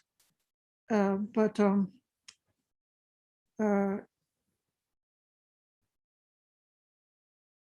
she was in the Dhamma, and so sincere, so committed to practice. A lovely, intelligent young woman. Her family background is Muslim. And then when she's going to seek after meditation places to go, meditation centers, monasteries, and retreat centers in Asia, we've realized, oh, there's prejudice in Asia. In the Buddhist world, there's prejudice against the Muslim world. Oh, how it's just, I mean, it's bad enough the prejudices that we have, but to see, this is a poison that is not, it's not unique to today, and it's not unique to us, but it's just when we look deeply, like the subtlety of Buddhism, this way that Buddhism doesn't get pinned down. Whenever we think, I got my catechism, this is what's going to save me, but then that's not it. That's not it. It's not about getting a hold of something and holding onto it. Like, I'm going to get hold of my precepts as a Bikuni, my Vinaya, and I'm going to hang on to my precepts really hard in order to be able to, make it to be successful. But that's not it. That's not it. It's what we let go of, where our success comes. So if we can let go of all of our clinging, all of our prejudices, all of our biases, all of our identification, whatever we identify with, and when we lose the things that we love, and when we lose the people that we love, if we can acknowledge that the natural grief and sorrow and lamentation and anxiety and depression that we may feel confronting loss, that's natural, but it is a flip side of clinging and identification. And there is something for us beyond that, where there isn't any loss that can really kill us. There isn't really any suffering that can destroy us, because we will be beyond that kind of that kind of clinging. And then when you do that, it's for our true happiness, right? What we all want, that happiness of tranquility, the happiness of being at peace, the happiness of being free, the happiness of being free from affliction and reactivity, the happiness of being able to see really well because we're not, caught up in negative emotions, the happiness of compassion, the happiness of loving kindness in the Brahma Viharas.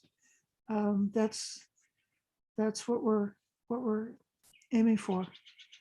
And when we got that, we will be well. And then we can really do something in the world. We can really make a difference in this world and make it possible. It's like the trouble we have. Maybe it's because we use too much gasoline that we have this trouble, but really we have this trouble because we're too hateful.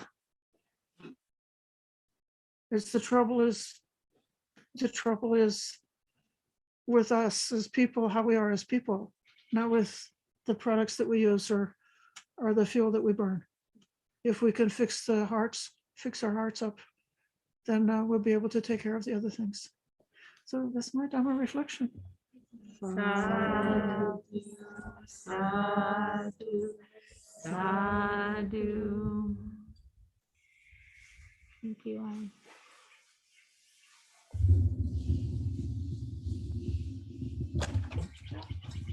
Did that do it? No, it's still working. Somehow it's supposed to be upright to be working. It's supposed to be upright. I think that's fine. Thank you. Where can you go where you can really look climate change in the face and hear about all these differences we have in the world and have some way to process it, and be together where that's okay. It's okay to have differences. It's okay to talk about it. It's okay to feel what we feel. Yeah, it really is what the Buddha emphasized over and over again, really be with what's here now. And that's the way through it. Oh, I think I might. Are you okay if I? It's okay. It's okay to wear a mask. Sometimes it's okay not to wear a mask.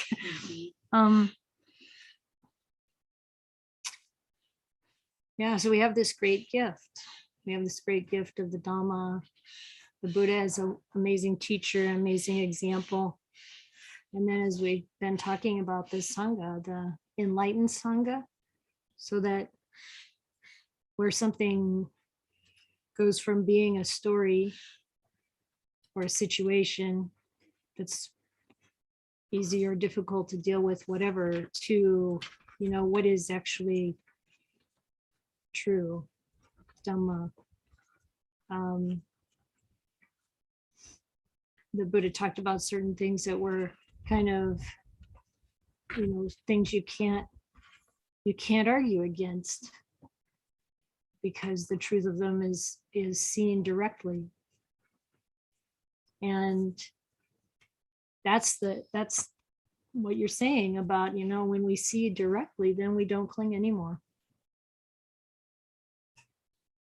And there's a love that's beyond the kind of love we have with attachment. And that kind of love doesn't come and go. It's there.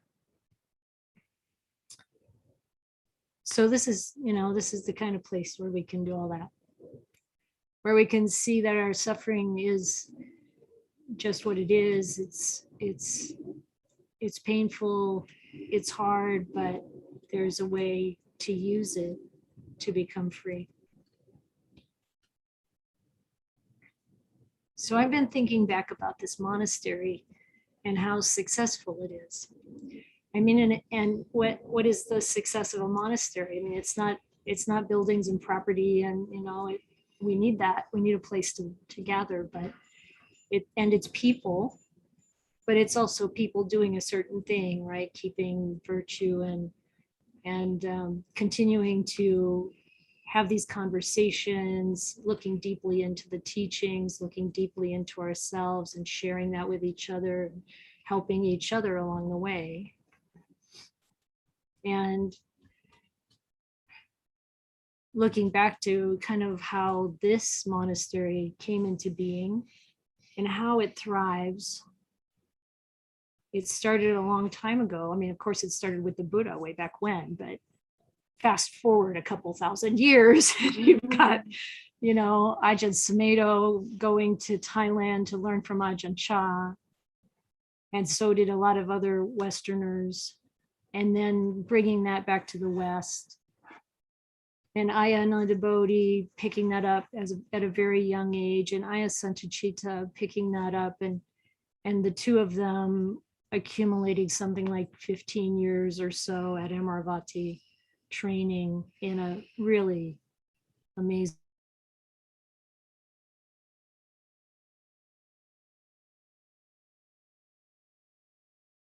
journey, and starting to plant seeds, people starting to hear about this. Well, Jack Cornfield did his part too, writing about his time with Ajahn Chah. And then some of the senior Siladharanans, like the ones Ayya Santachita are going to visit, Ajahn Chandasiri and Ajahn Sundara, you know, they made visits to California.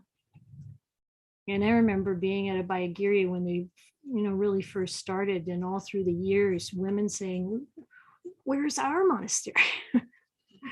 When are we going to have a place like this where women can ordain? And I was one of them. Say, you have to go to England. Okay. and it was great to go to England because Amaravati is an amazing place. And it's amazing, solid tradition.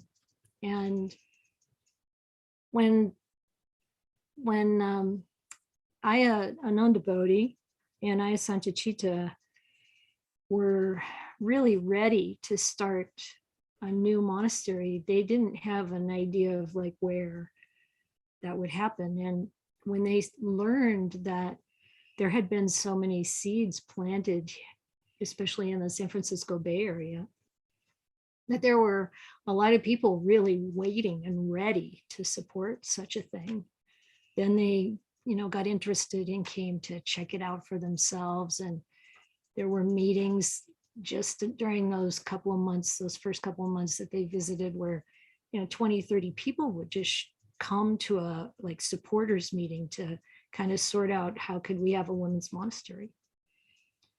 And that was awesome because there was already all this, you know, foundation. And then, of course, starting something, I mean, look at what it takes. They had incredible, first of all, vision, you know, really seeing how they could make this happen, and the purity of their vision. It's not like, we're going to start a monastery and we're going to be these great teachers. It's like totally like wanting an environment where people could grow in the Dhamma. And Ayya Anandabodhi told me about a dream she had. I don't know if it was a dream, a vision, but she talked about this, imagining this place here in Northern California. You know, it doesn't look that much different in the way she described it from where we're sitting right now, actually. But there was like a lake, maybe over there. And in that lake, there were these lotuses. And the lotus flowers would come up. At least this is how I remember it. You're going to have to ask her later if that's how she remembers it, because I don't trust my memory at all. But this is what I remember. But these lotus flowers were coming up and blooming. And she said every one of them represented a woman becoming enlightened. We're like, yeah, you go. You know? And so there was this clarity of what to create. And then when we were in San Francisco and they started to, you know, make the Vihara happen, they took all of the forms from Amarvati and replicated it in tiny little forms. So every job that they held as nuns, every kind of way of doing things, it got planted like little seedlings, but it worked.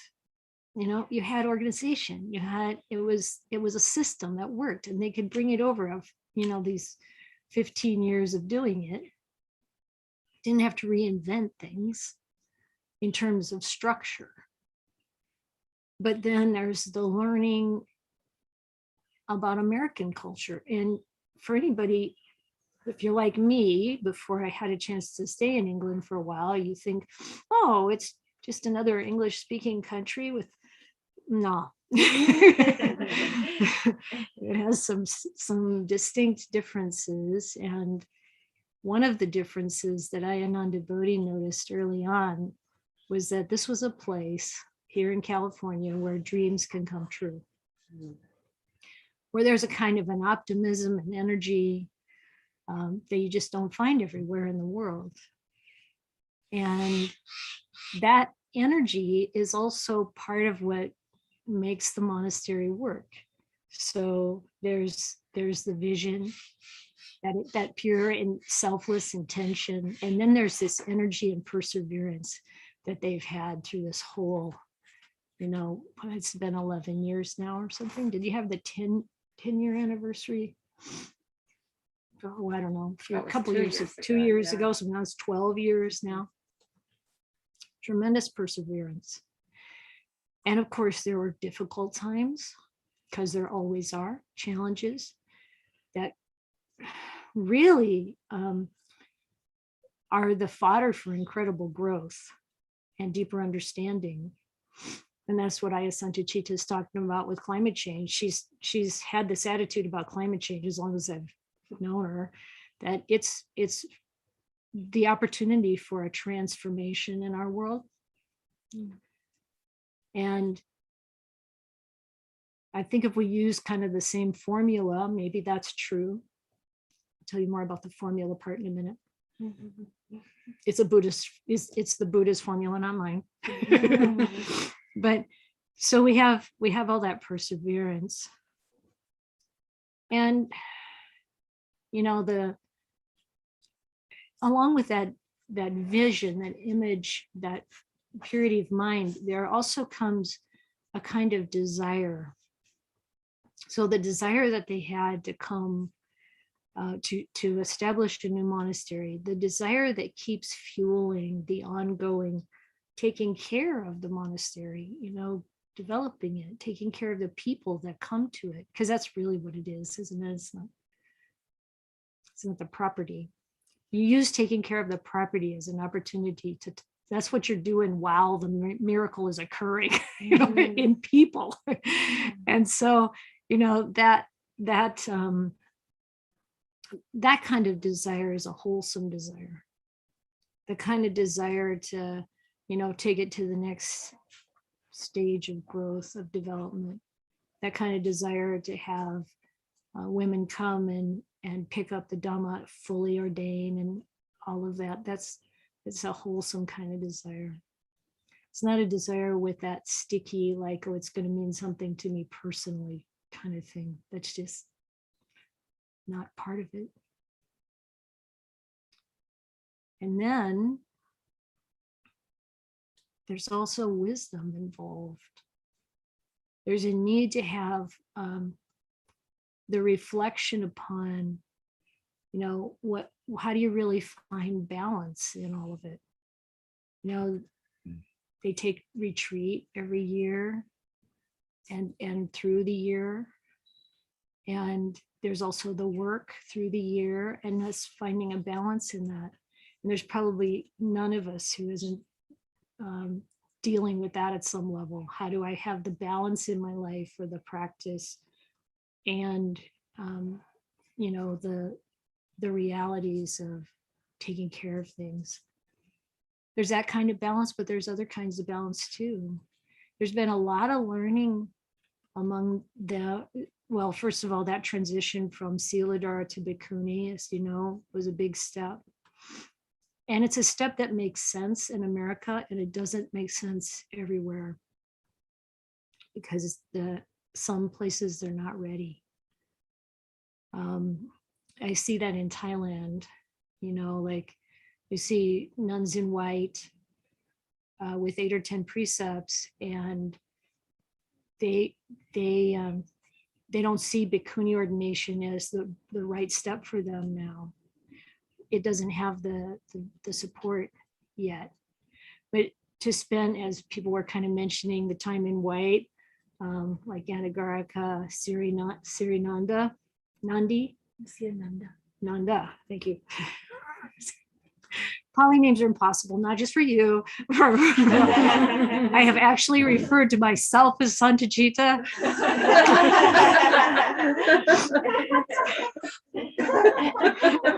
Yeah. Okay, so that time in white is really like you're in some kind of Netherland, you know, like it's like you're between worlds. But in Thailand, you're not between worlds. It's a form that's understood. And here, it doesn't make sense to stay in that form. Here we have full ordination, Bikuni ordination. We're so fortunate because that's what the Buddha gave. If he wanted women to be in white robes with 8 precepts and that's enough and that's it, then he would have said that from the start. But he didn't. Bhikkhu, okay, then we got Bhikkhu, we make Bikuni, it's same thing. Beautiful. So we have that here, we're fortunate. And because there was already ground broken by Aloka and Ayasobana and the Sri Lankan monks helping to make that possible in America, that was a step that could be taken. Wonderful. But some growing pains. And so there are all these things along the way where you have to apply wisdom. What's really the right next step? And some of you might know what formula I'm talking about out of the suttas. Anybody? Enough clues yet? The 4 Iddhipada is what it's called in Pali. And it's really, Iddhipada is a compound that means a basis of power, basis for potency. And the Buddha said there are those 4 things. That wholesome desire in Pali is chanda. And then that energy, that perseverance, that's virya. And the purity of mind, the purity of intention, the clarity of what you're going to do, that's chitta. Even though chitta gets used in a lot of ways, it's this purity of mind in this case. And then the wisdom part is vimokkha. And it's checking, okay, is this step we're going to take, is this the right thing? Or is this step that we took, is that taking us in the right direction? And it's that evaluation part, to not be stuck in a view that puts you in a certain direction, but really paying attention to how it's working. And what new information can we take in? Ayasobana was talking a lot about new information, really. You know, how to listen to each other instead of just be polarized. One of the things I've learned that's really come home to me recently is that if we want to make progress with understanding each other, as we imagine these labels and we're in these different groups, it's talk one-on-one and find the common ground. And then develop the understanding of where each of us is coming from. And then we have something that's nuanced, more realistic. Things aren't really that black and white, are they? You know, there are reasons why some people think it's important to get vaccinated and why other people feel like it's important to not get vaccinated. And then when you talk to each other, you start to see why. And how, oh, maybe if situations are different, can come to different conclusions. I think that all fits into that Vimoksha part. Vimoksha? I think that's the Sanskrit, right? Yeah. You know what I'm talking about. Vimoksha. Sounds kind of like coffee. I'll have a mocha. Give me a wee mocha. Anyway, whatever it takes to remember. and so sometimes when I've heard Dhamma teachers talk about those bases of power, they talk about how those are 4 things we need to succeed in anything, really. And if we look at how do I apply this to my practice, and as I evaluate where I'm at this moment in my practice, is there one of these that's getting a little weak and I can kind of shore up?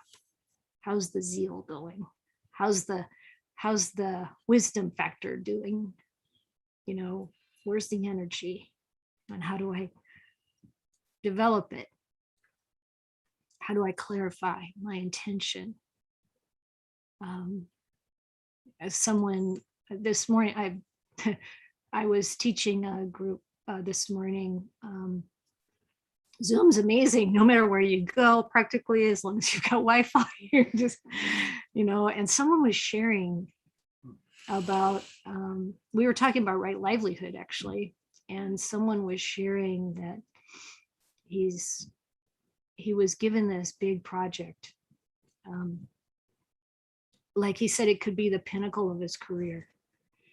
For the last few months, it's really been a big deal for him. There's a lot of stress, but he said he remembered this teaching of, do everything as a gift. Everything, all your work, let it be a gift, an offering. And he said, whenever he would think of that, like he said, somebody be coming up to him wanting something and he'd feel irritated, and then he'd go, no, wait, this is an offering. I give this to him because as an offering, I give my effort into this project as an offering. And, all that kind of like, what am I going to get out of it, just fades away. It's not part of it. And so he said, the only stress from the whole thing was ever when he forgot that. And as soon as he would remember, oh, this is an offering, then he would feel at ease. No matter how it was going, then you're at ease. And for all of the Bikunis, there's no way we could do any of this if it wasn't just an offering. Because we can't own anything.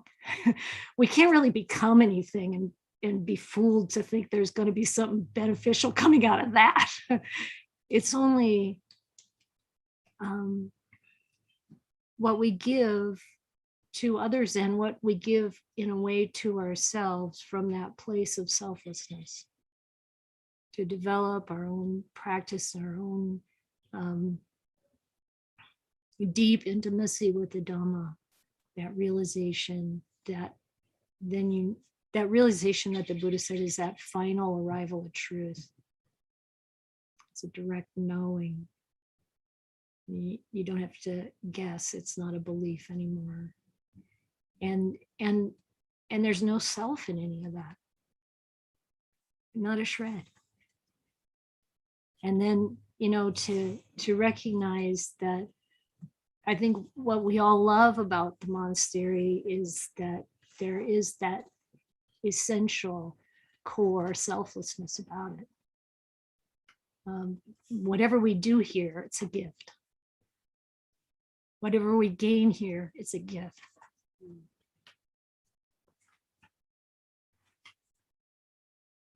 Including the opportunity to talk about climate change and how we're going to manage it. How we can find the silver lining in helping each other. Amazing stories. We had a fire near us last year. It burnt down Big Basin Park, and a lot of people lost their homes. People we know, some of them, and homes were threatened. And our place was about 5 miles from the fire. It didn't get as close, nearly as close as it got here this year, but it could come anytime. You have your go bag ready. Make sure your vehicle's in order so you can get out. We're a bit more remote than here. We're 2.5 miles back on a private, really windy road in the mountains. And, you know, a tree falls across it, you know, somebody whips out their chainsaw. I mean, it's very, very, how do I want to say it? Frontierish. And there's also this, so, you know, like there's always this other side to it. There's such a feeling of we got to help each other. So, you know, people bring eggs over and they, you know, like there's always this, we can help each other through this. And there are beautiful stories of people supporting each other. Even the, you know, like we had a Zoom meeting with the sisters when they were, you know, in their evacuation cottage. Nice place. They were well looked after. and you know, and that's part of the beauty of it. And to have the opportunity to give, to have the opportunity to share, to have the opportunity to receive. And it's beautiful. And the wisdom of the Buddha to set it up this way, to tell the bhikkhunis, no, you can't grow your own food. No, you cannot dig in the soil. You cannot use money. and you know, sometimes when people are dating, it can really feel like, how am I going to survive? And I told this story last week at Arkatina, but I bet this is a different audience, so I'm going to tell it again. One day, when we were eating our meal, Ayachitananda and I were eating our meal, and I just kind of looked sideways for a second, and I saw a tear drop into her bowl.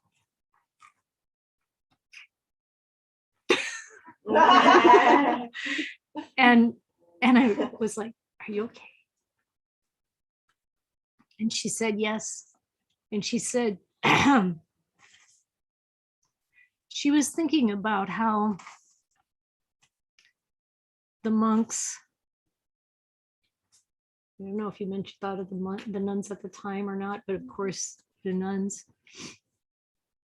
had come to this part of the world and planted the seeds, and it's because of them that we can eat.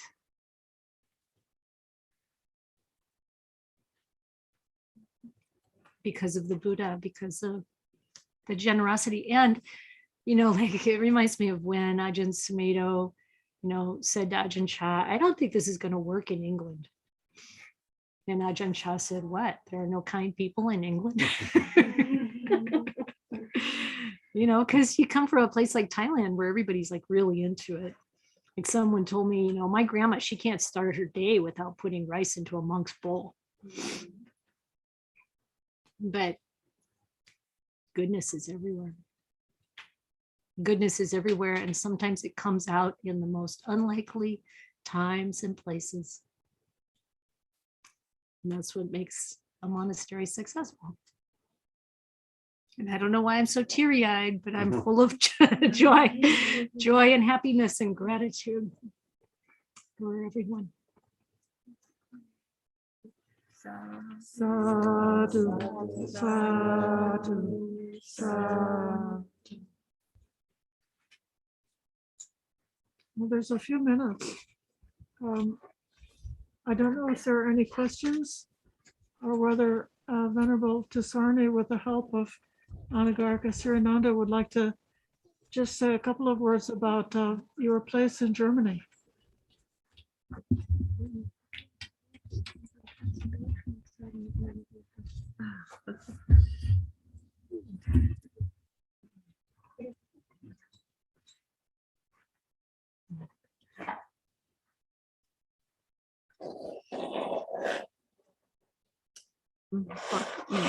I speak German and he translates.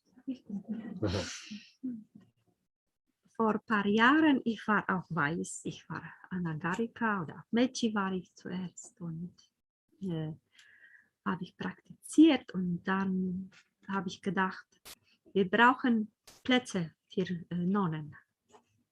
A few years ago, she also wore the white robes as I'm now wearing, and she was thinking that we need place for nonnen or for was?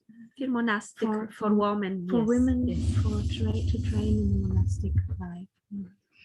Und ich habe in Deutschland kein Nonnenkloster gekannt. Ich wusste auch von nichts, aber ich habe gespürt, das ist sehr wichtig, ein Platz für die Frauen, die Monastik leben möchten. She didn't know about any place in Germany where women have the opportunity to practice the Dharma or to live as a monastic, but she felt the need for it.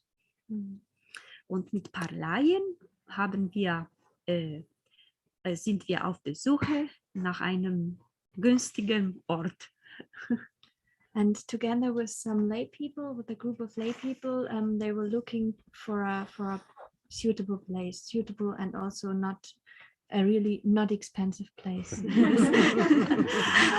Und wir haben gefunden ein Abbruchhaus. And they found a house that they what people wanted to knock down. Broken. Because it was really old and das war ein altes Bauernhaus, Bauernhof. It was an old farmer's house. No. Für 36.000 €. The whole area was just 36,000 euros, so that's quite really small. Only the land, the house. Aber wir haben angefangen zu renovieren. So they started to renovate. Yes. Und jetzt sind wir 6 Jahre dort und wir haben Unterstützung auch von der Gemeinschaft bekommen und wir haben neue Dach und neue Fenster. Now we are staying there, or we are staying there. So me not, but she's staying there since 6 years, and also with the lay supporters. And we have now new windows and a new roof, yes, and lots of other renovations were done. And next year there will be further renovations going on, and so the place. Also die Stall, wo die Tiere standen, jetzt werden wir für neue Meditationssaal umbauen. The place for the cows will now become the new meditation.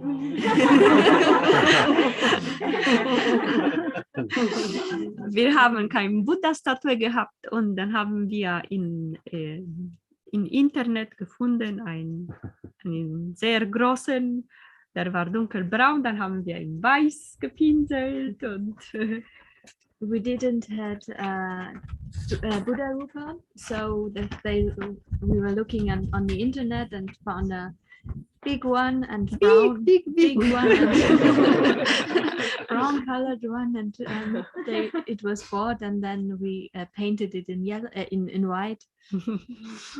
Yes. Ein Buddha haben wir bekommen von Thailand, die Mönche haben uns geschickt. And another one, another smaller Buddha we got from Thailand. The monks were sent it to the monastery. Yes. Und so im January kam Anagarika. Yes, she liked people. She come, I listen, ding dong. I go to the door. Oh, my girl come. I see, ich habe sie gesehen und ich wusste, das ist sie. She saw me and knew that's her. In April, she Anagarika. ordination. Since Yes. April, I'm an American now. Yes. And Aya Suchita, Suchinta, he asked Aya Tataloka ob I can ordinate here this year. And I asked she, you come meet me, and we come here. And now I Bikuni young, not young, but new. And maybe not maybe, but we think next year he come here in to Ayatataloka and in Papaja. In New Samaneri. So beautiful. A little story. Yeah. Thank you.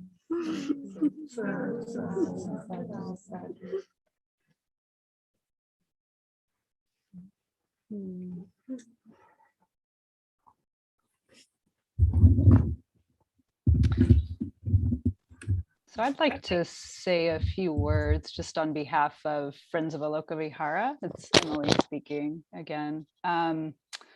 So first, just much gratitude. It's wonderful to be able to zoom in and hear these Dharma talks and really kind of feel like we're involved in this way. So really much gratitude for that. And just continuing on what Aya Santuziga was saying about the spirit of reciprocity and just the beauty of giving and receiving, I wanted to take a moment to express gratitude for all of the offerings and all of the generosity that has made an event, a day like this happen. I loved what Aya Santuziga was saying about just the history of Aloka Vihara and all the people.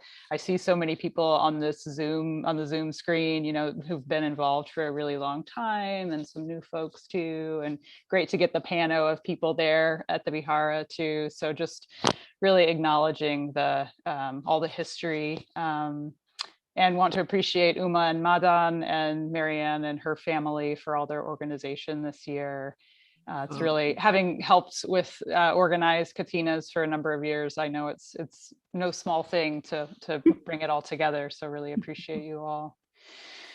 And I wanted to share in terms of the donation totals that for the money that's been given for the Katina this year. So far, $12,463 have been raised for the Katina for Aloka Vihara. As well as I see many items that were on the wish list, the Vihara's wish list behind the nuns there. And I think that standing Buddha.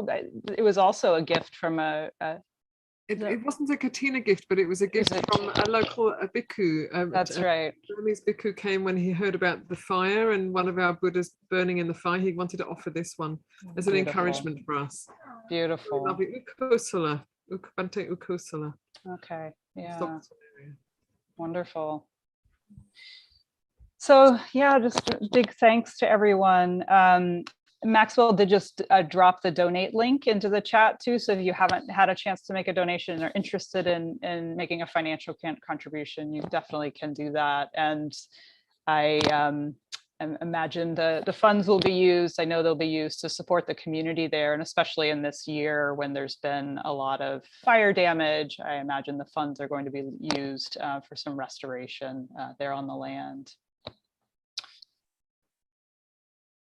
And I think the other thing I wanted to share was just about, you've heard quite a bit about the history of Katina, the history of these almsgiving ceremonies, and it really is such an important part of this tradition. And these ceremonies only come about because lay people come forward and express an interest in putting the ceremony on and kind of bringing the communities together in this way.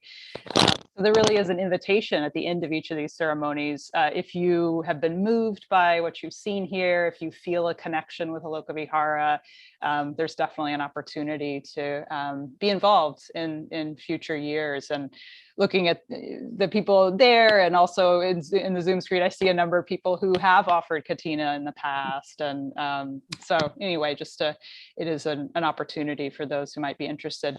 And Friends of Aloka Vihara, is an organization or a community of lay people that supports the monastery. And one of the ways we've done that is by supporting the Katina each year. So I've stepped back a bit, but I believe Marianne and Uma and Madan could be available to help in future years with Katina organizing. So. Thank you, Emily, and thank you for your support over these many, many years. Yeah.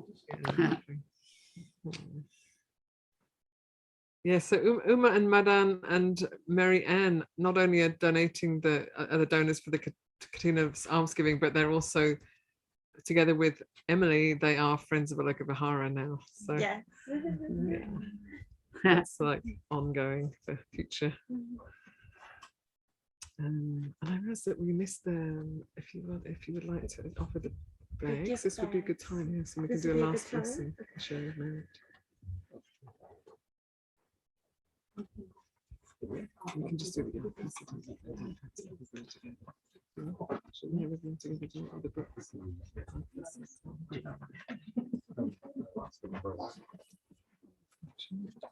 Oh,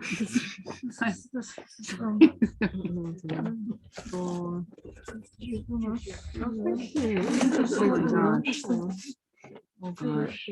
I don't know which one goes to which person. Okay, I'll have that. I like that green. So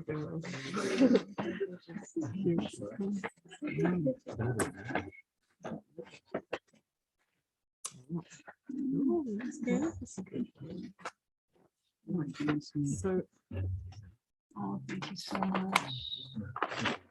Thank you, August.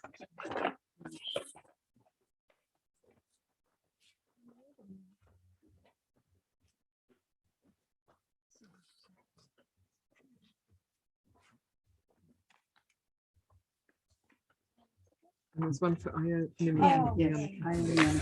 Yes, great. Thank you so much. She's busy. Yes. We also have someone here on Zoom who would like to make an offering via Zoom. Tingling? Tingling? Ting Lee. Oh, Yay. Ting Lee will join us in less than a month. Okay, where are you, Ting Lee? Hello. Hi. Hello. Ting Lee. Can you hear me? I hear you. I can't see you yet. Can the Hello? Hello? Can you see me? Yes. There you are. Hello. Oh, 师傅. Hello from Taiwan in the morning. Sorry, I'm still in Taiwan. But I don't know how to do this. I can't bow or kneel to my iPhone very well. But I'm offering this tea set. Oh, gosh. This is from me and the farmer auntie down the street. Well, my family's been connected to the tea of this land for many generations. But this is how do I say it in English? Sorry. It's made from a it's made from a material that is how do you say it? They call it meteorite material, but a lot of the shifus in Taiwan have taken to start drinking from it because it adds a quality to the water that makes it more purified. But this is given in the spirit from me and all the shifus and all the farmer aunties. It's the purity. The white is supposed to represent the purity of the ayahs who have gone forth. So this is only for the ayahs to use. I have nice teacups from my auntie that for the lay people who come like these. So how many cups for the ayahs are there? Oh, so sweet. Oh God. How many cups are there? We need to know how many ayahs are there's 6 in here. Yay, Okay. good, good. Very good. Yeah, but I mean, like I think I will find some more for like lay people. Like these are from like the tea uncle down the mountain from where I live right now. But these are they're kind of Zen feeling, but in Taiwan at our temples, it's a big deal. Like the lay people aren't allowed to touch. Well, we can only touch them when washing the shifu's teacups because how do I say this in English? Because it's supposed to help arouse our reverence, our worship. I don't know how to say it, but like that respect for the teachers, for the purity, and to say we our cups represent we are still at a distance, but we respect you and your determination of ultimate purification. So yeah, but I'm still in Taiwan, but I'm bringing this to. But you have and also tea that was offered by the auntie when I heard, or when she heard that, because I told her I was bringing this for shifus in the West. Thank you, Tingli. Thank you so much. Thank you. Hope to see you soon in person. Yes, we will. Oh yeah. Always being well. Yes. Wow. Thank you, everyone. It was amazingly abundant and beautiful days. And thank you, everyone. Thank you, Max and Emily, for hosting so beautifully, and everyone who's been here with us and taking part, and is here with us also, and is thinking of us or part of this day in any way. And also Ian Yannicka, who's over there, I think still measuring the cloth. So we'd like to do a sharing of merit, and there is, do you remember the page number for Arahant something? Those of you who have a book, yes, 34. Page 34 in the book. I like that you sang the tune and that brought the page. It's down. funny. She's like, what is that, Chant? That's beautiful. Here's another one. Do you need it, Bante? No, you don't. You know that one. Yeah. Anyone else? Maybe you might need it. Could we have a book over here if you have a spare Oh, one? thanks, Marina. Here's oh, good, you're back. Just in time for that. We're just doing a sharing of merits. And Tingli just offered us some beautiful tea sets and tea from Taiwan. Oh, and there it is. Yes, great. Oh, the sharing of merits, Yes, not the tea yes, set. thank Yeah, you. you'll see that in the future. Thank you. Well, it's all cut and it's all drawn. It's ready to begin to sew.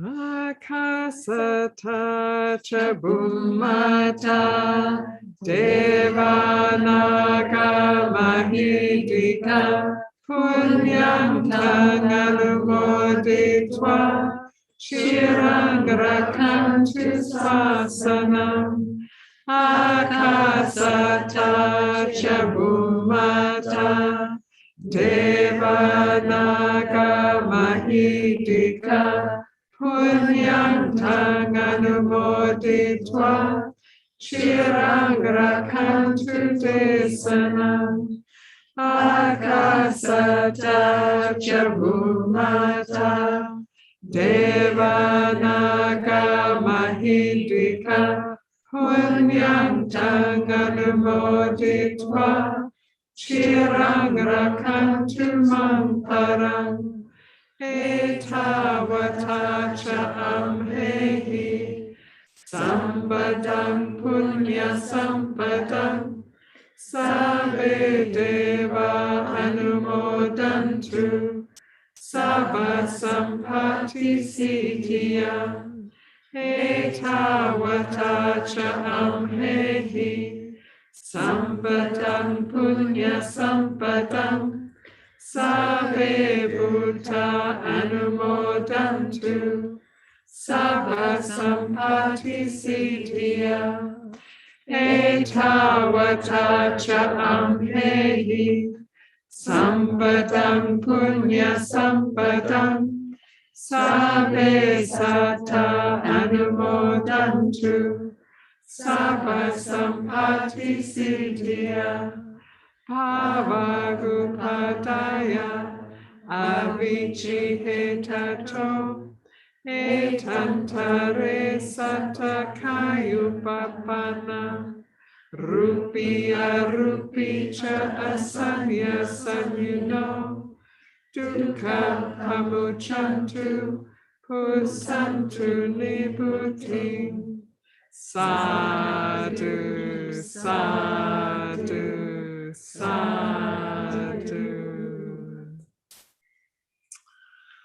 Oh,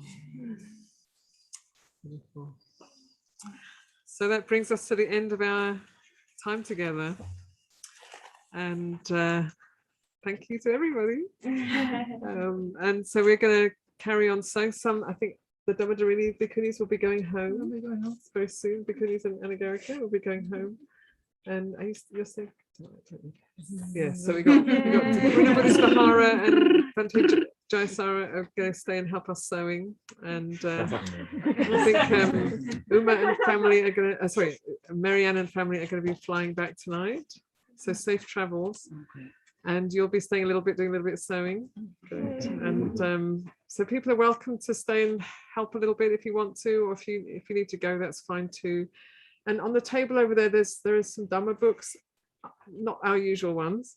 And there's also a little basket, sorry, you online can't share them, but there's a little basket of painted stones with various little images and words on, and they are made by some anonymous neighbor, I think probably on the next street, who leaves them on top of the mailbox.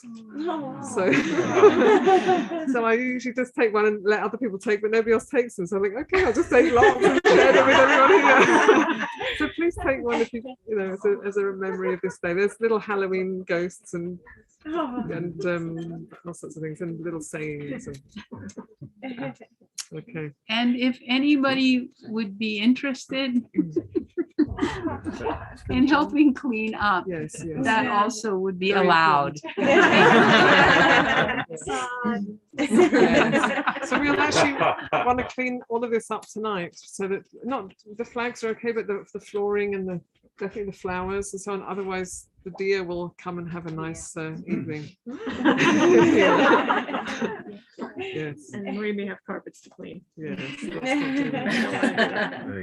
Yeah. And I think there's still washing up to do, and so there's inside and outside cleaning up. So we'd welcome your support.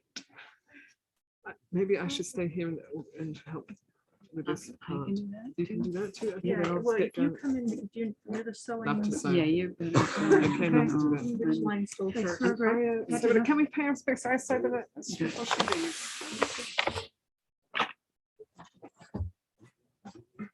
Thank you so much for coming on this one. Yeah, wow. And have a beautiful patina tomorrow. Yes. Thank you. Yes. Sorry that we can't At- be there. at the We'd love monastery. to be there, but Well, just send us your good wishes. we'll send you lots of letters. It will be all right. It'll be good. It'll be good. At the monastery or at the Ranipodi? It's at the monastery. And so much appreciation to the donors there too, and the care that they've extended to. Yeah. Yeah. And the pavilion, is that coming along? Okay. I just see it appear. It's nothing to do with me. It's just a contractor, you know, and all I do is I just send an email and say, Eddie, when will you start the pavilion? Oh. When he starts, he'll do it in 2 days. Right. Okay. But you know, the rain, Right. Jobs. Getting, Yeah. yeah. yeah, listen up. Well, Um, safe travels. Thank you. Yeah. Until next time. Dukkha patachani dukkha, Mahaya patachani Mahaya, Sokha patachani Sokha, Mantu sabeti panino.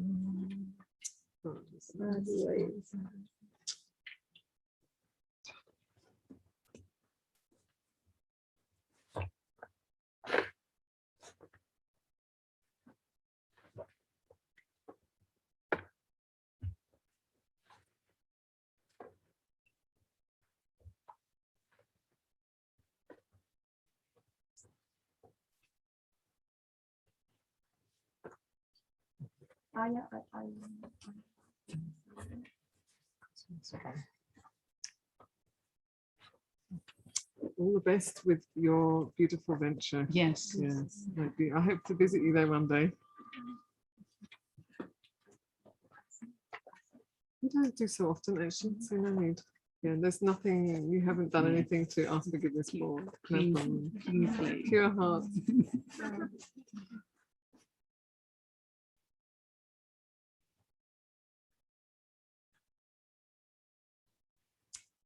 Thank you so much. Thank you so much for coming and for your practice. May you be a great support for each other and for many beings. And may you realize your highest aspiration very soon. And thank you for all your help.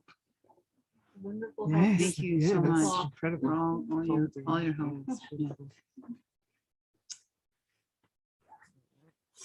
And thank you for help coming. Yeah. That is to come. Thank you. Okay, bye-bye.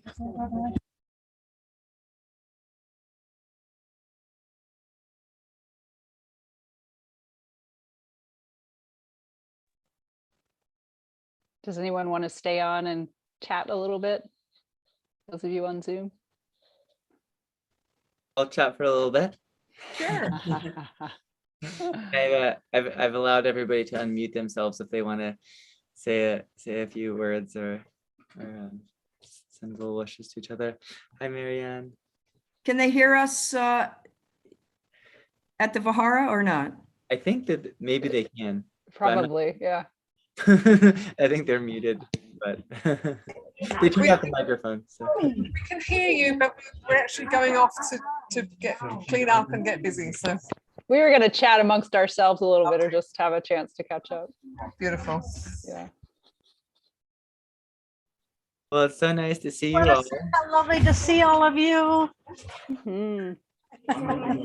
Hi, Julie. So beautiful to see all your faces. Yeah, nice to see you too. How are you? Good, I'm doing well. So it's nice to see a little green here. It was for a while, so. Sounded like it just happened, like in the last 24 Yeah. hours or something. Yeah, the grass started coming up. Yeah. Right. Yeah. Take care. Yeah. How are you, Mindy? Oh, okay. These go into there's one here. Julie. I am okay.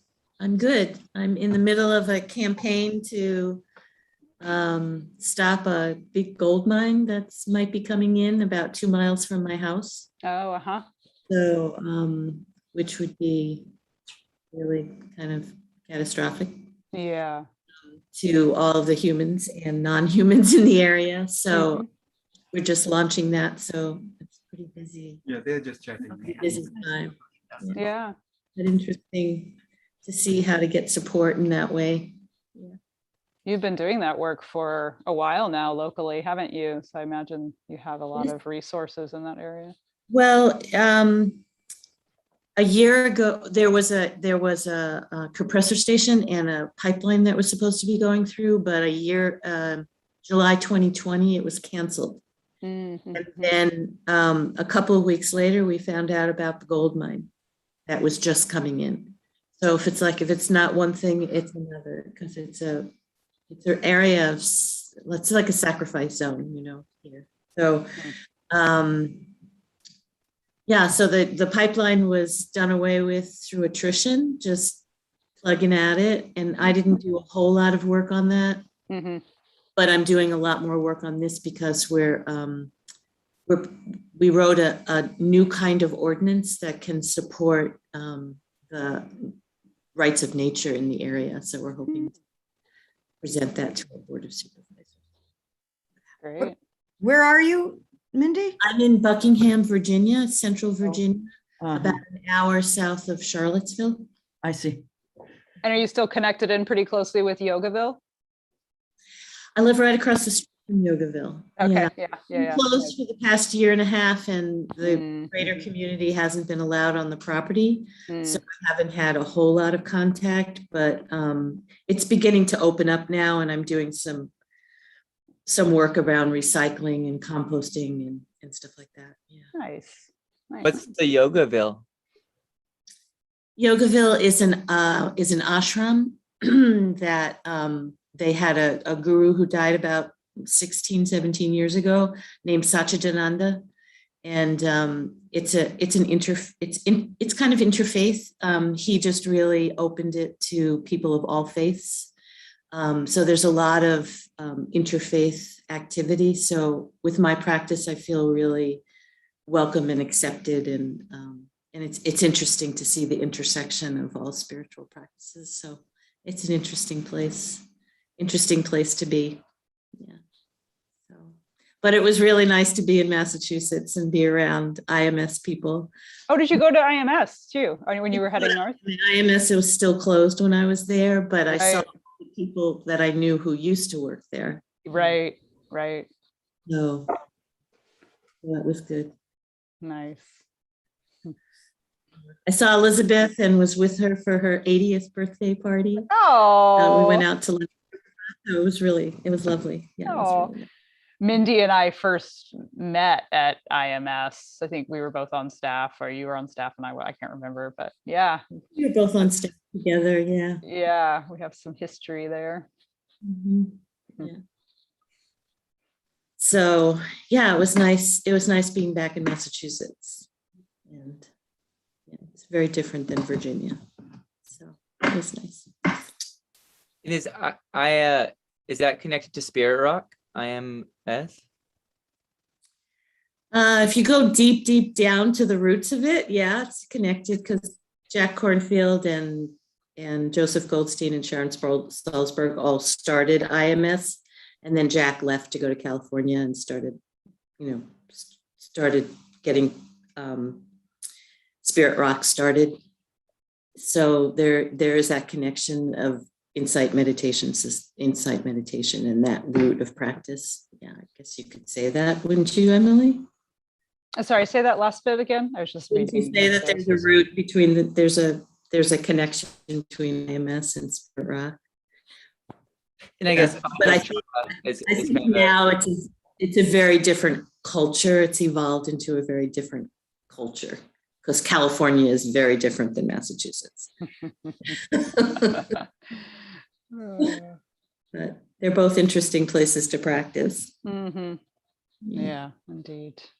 Emily, where are you? I live in Portland, Oregon. And what are you doing now, Emily? I'm a business owner as of the beginning of COVID. So the web design business that I had been working for, the owner stepped back, and so I ended up taking it over like last June. So who knew? So yeah, I'm in this phase of owning a business. You design websites. Yeah, exactly. Yeah. So yeah, it's been an interesting ride. I live in a 450 square foot studio apartment. So for the first part of COVID, I was running the business out of that, and it was intense, but yeah, it's going fine. I'm still really loving living out here. I've lived in Portland for about 5 years now, and just really love the mountains and the gorge that's right, the Columbia Gorge that's right nearby, and so that's really, it's been great to be able to hike and backpack and do that kind of stuff so easily. So I'm really loving that. Yeah, but I needed to step back from Katina this year because I couldn't do any more Zoom meetings, and yeah, it was just a little too much to manage. So yeah. And people stepped up. It's great. Yeah. Marianne was involved a little bit last year too. So yeah, it's been, I think they're really taking it and running with it, which is excellent. Yeah, nice. How are you, Rin? I'm just trying to be with life as it is. And the practice is so helpful. It's wonderful, and it's in the middle, and it's very difficult. And it can be that way all within an hour or a day or a week. My work is very intensive. I'm working for a software company, and in a nutshell, too much work, not enough people by design. And I'm going to give notice. Don't tell my employers. I'm giving notice to retire at the beginning of the year after my wonderful angel man of a boss. It comes back from his annual vacation at the end of December. I'm going to give this. So lots of things happily planned, including going up to the Vihara. I just feel so bad. I have not literally. If Julie hadn't like reminded me about this Katina, but I haven't been up for months and I feel terrible and I just want to go and hang at the Vihara, friends and all of that. So, you know, I'm just being with life. And I found Aya Sobana's, I found all three Dharma talks really touching, but Aya Sobana's especially because my mom died of COVID a day after Thanksgiving last year. She would have been 93. So I'm still grieving that. And I'm very triggered by COVID stuff. So, and I'm also dealing with an ethical COVID issue in my life. So that reflection was helpful and food for thought. And it's just still confusing, difficult times, isn't it? Hello? Yeah, well said. Absolutely. So, but I love this community. I was so happy to be reminded, and it was just great to be with all of you today. So thank you, Maxwell, and and Emily for making that happen. It's great to be able to just touch back in, isn't it? And it's like, even if you've been away for a while, just to be able to touch in and feel the care and support and connection. Yeah, I haven't been at the Vihara in years. And I was supposed to be there in 2019, and I ended up in the hospital with emergency surgery. Right. And then I was supposed to be there this September, and it got canceled because of COVID. And so it's like I'm trying, but right. It's really nice to be able to touch in and have a Zoom, you know, have a hybrid like this. We can all touch base and feel the connection that we had, you know, that was so strong when we were in a physical proximity to each other way at the beginning, you know. Yeah. Feel the love. Yeah, you all were part of those initial like organizing circles, weren't you? To bring at Mindy's house, at Mindy's apartment. That's so great. Potluck.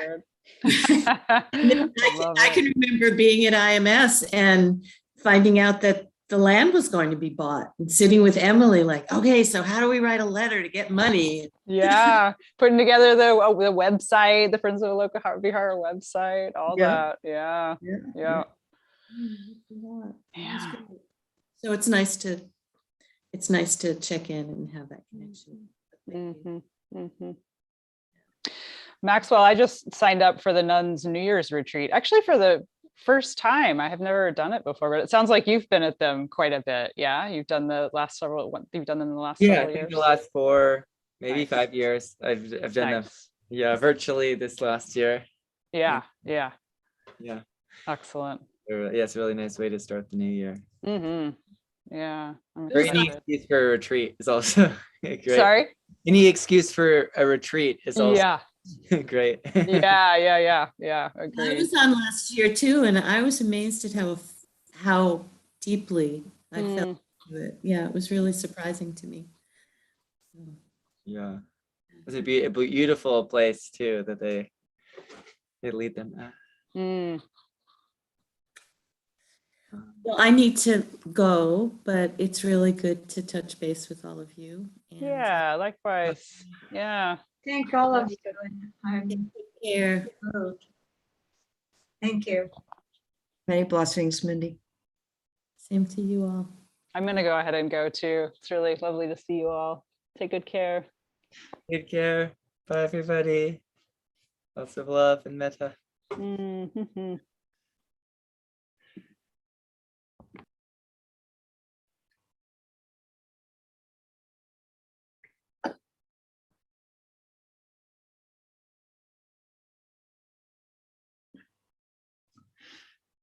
I look forward to meeting you in person, Tingley.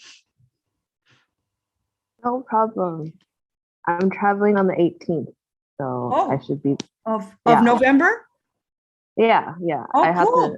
I'm just waiting for my second dose. It's been really hard to get vaccines over here in Asia. Oh, wow. So, but I'll get my second dose soon enough and then fly after my 2-week wait. And then I get there and I'll quarantine, PCR test, and then join the community. Yeah. Oh, that's wonderful. I'm happy for you and I'm excited, and maybe I'll meet you in December or January.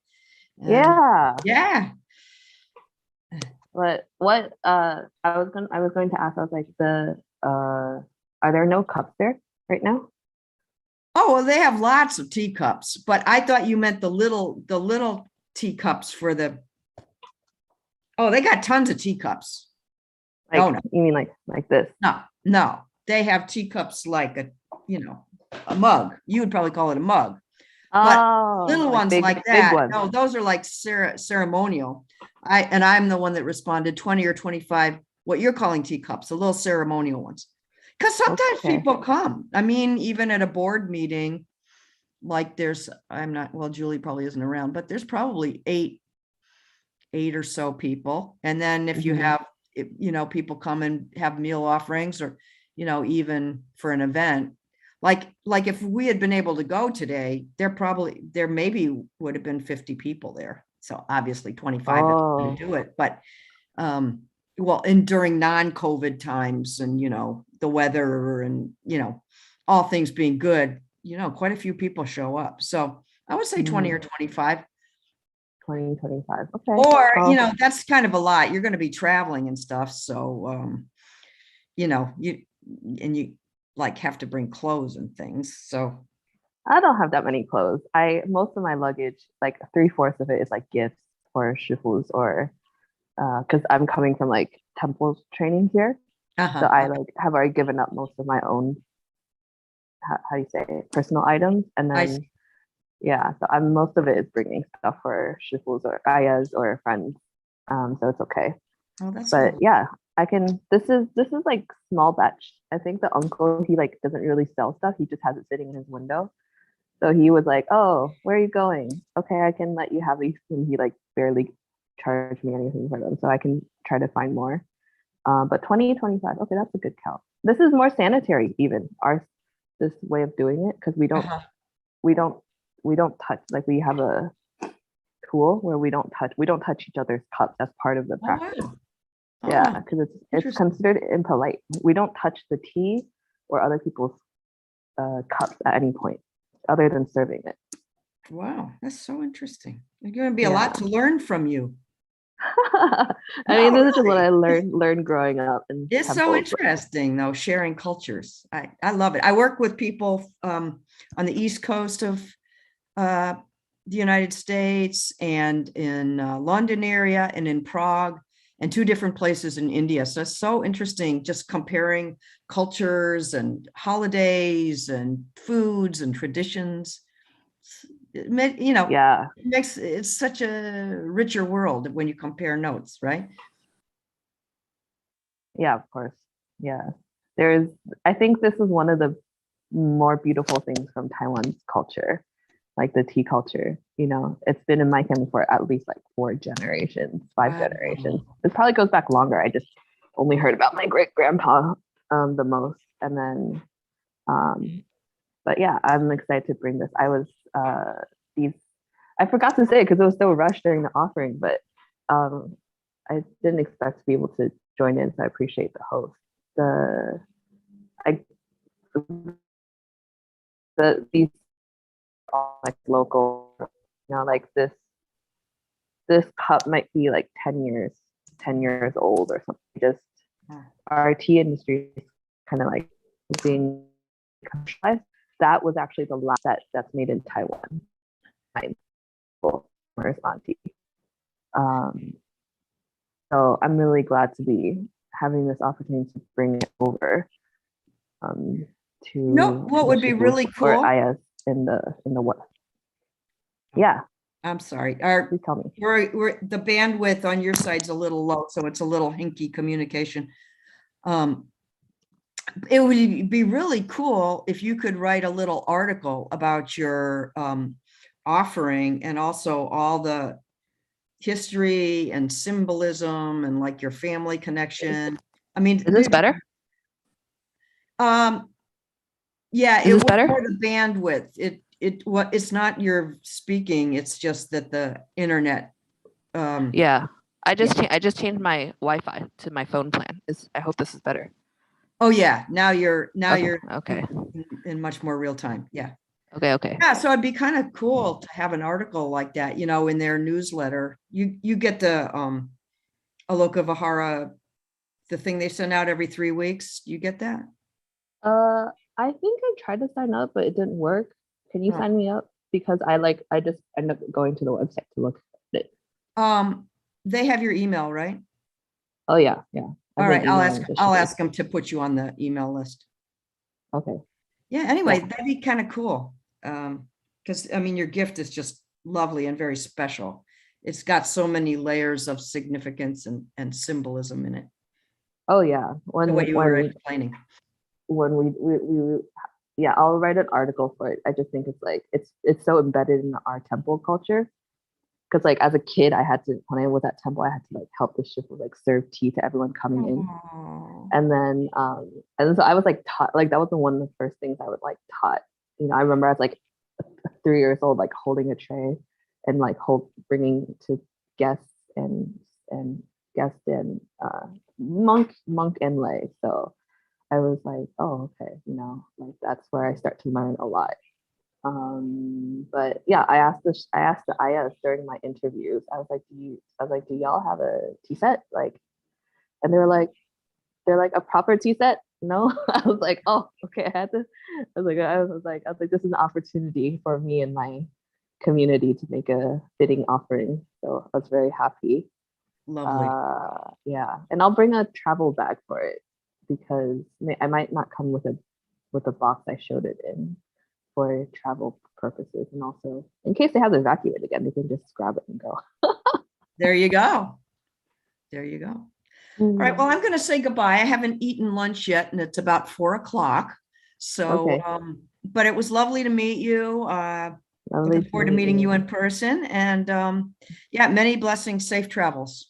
Thank you. You too. We'll have tea soon enough. Oh, I would love that. Okay. Okay, bye-bye. Bye-bye.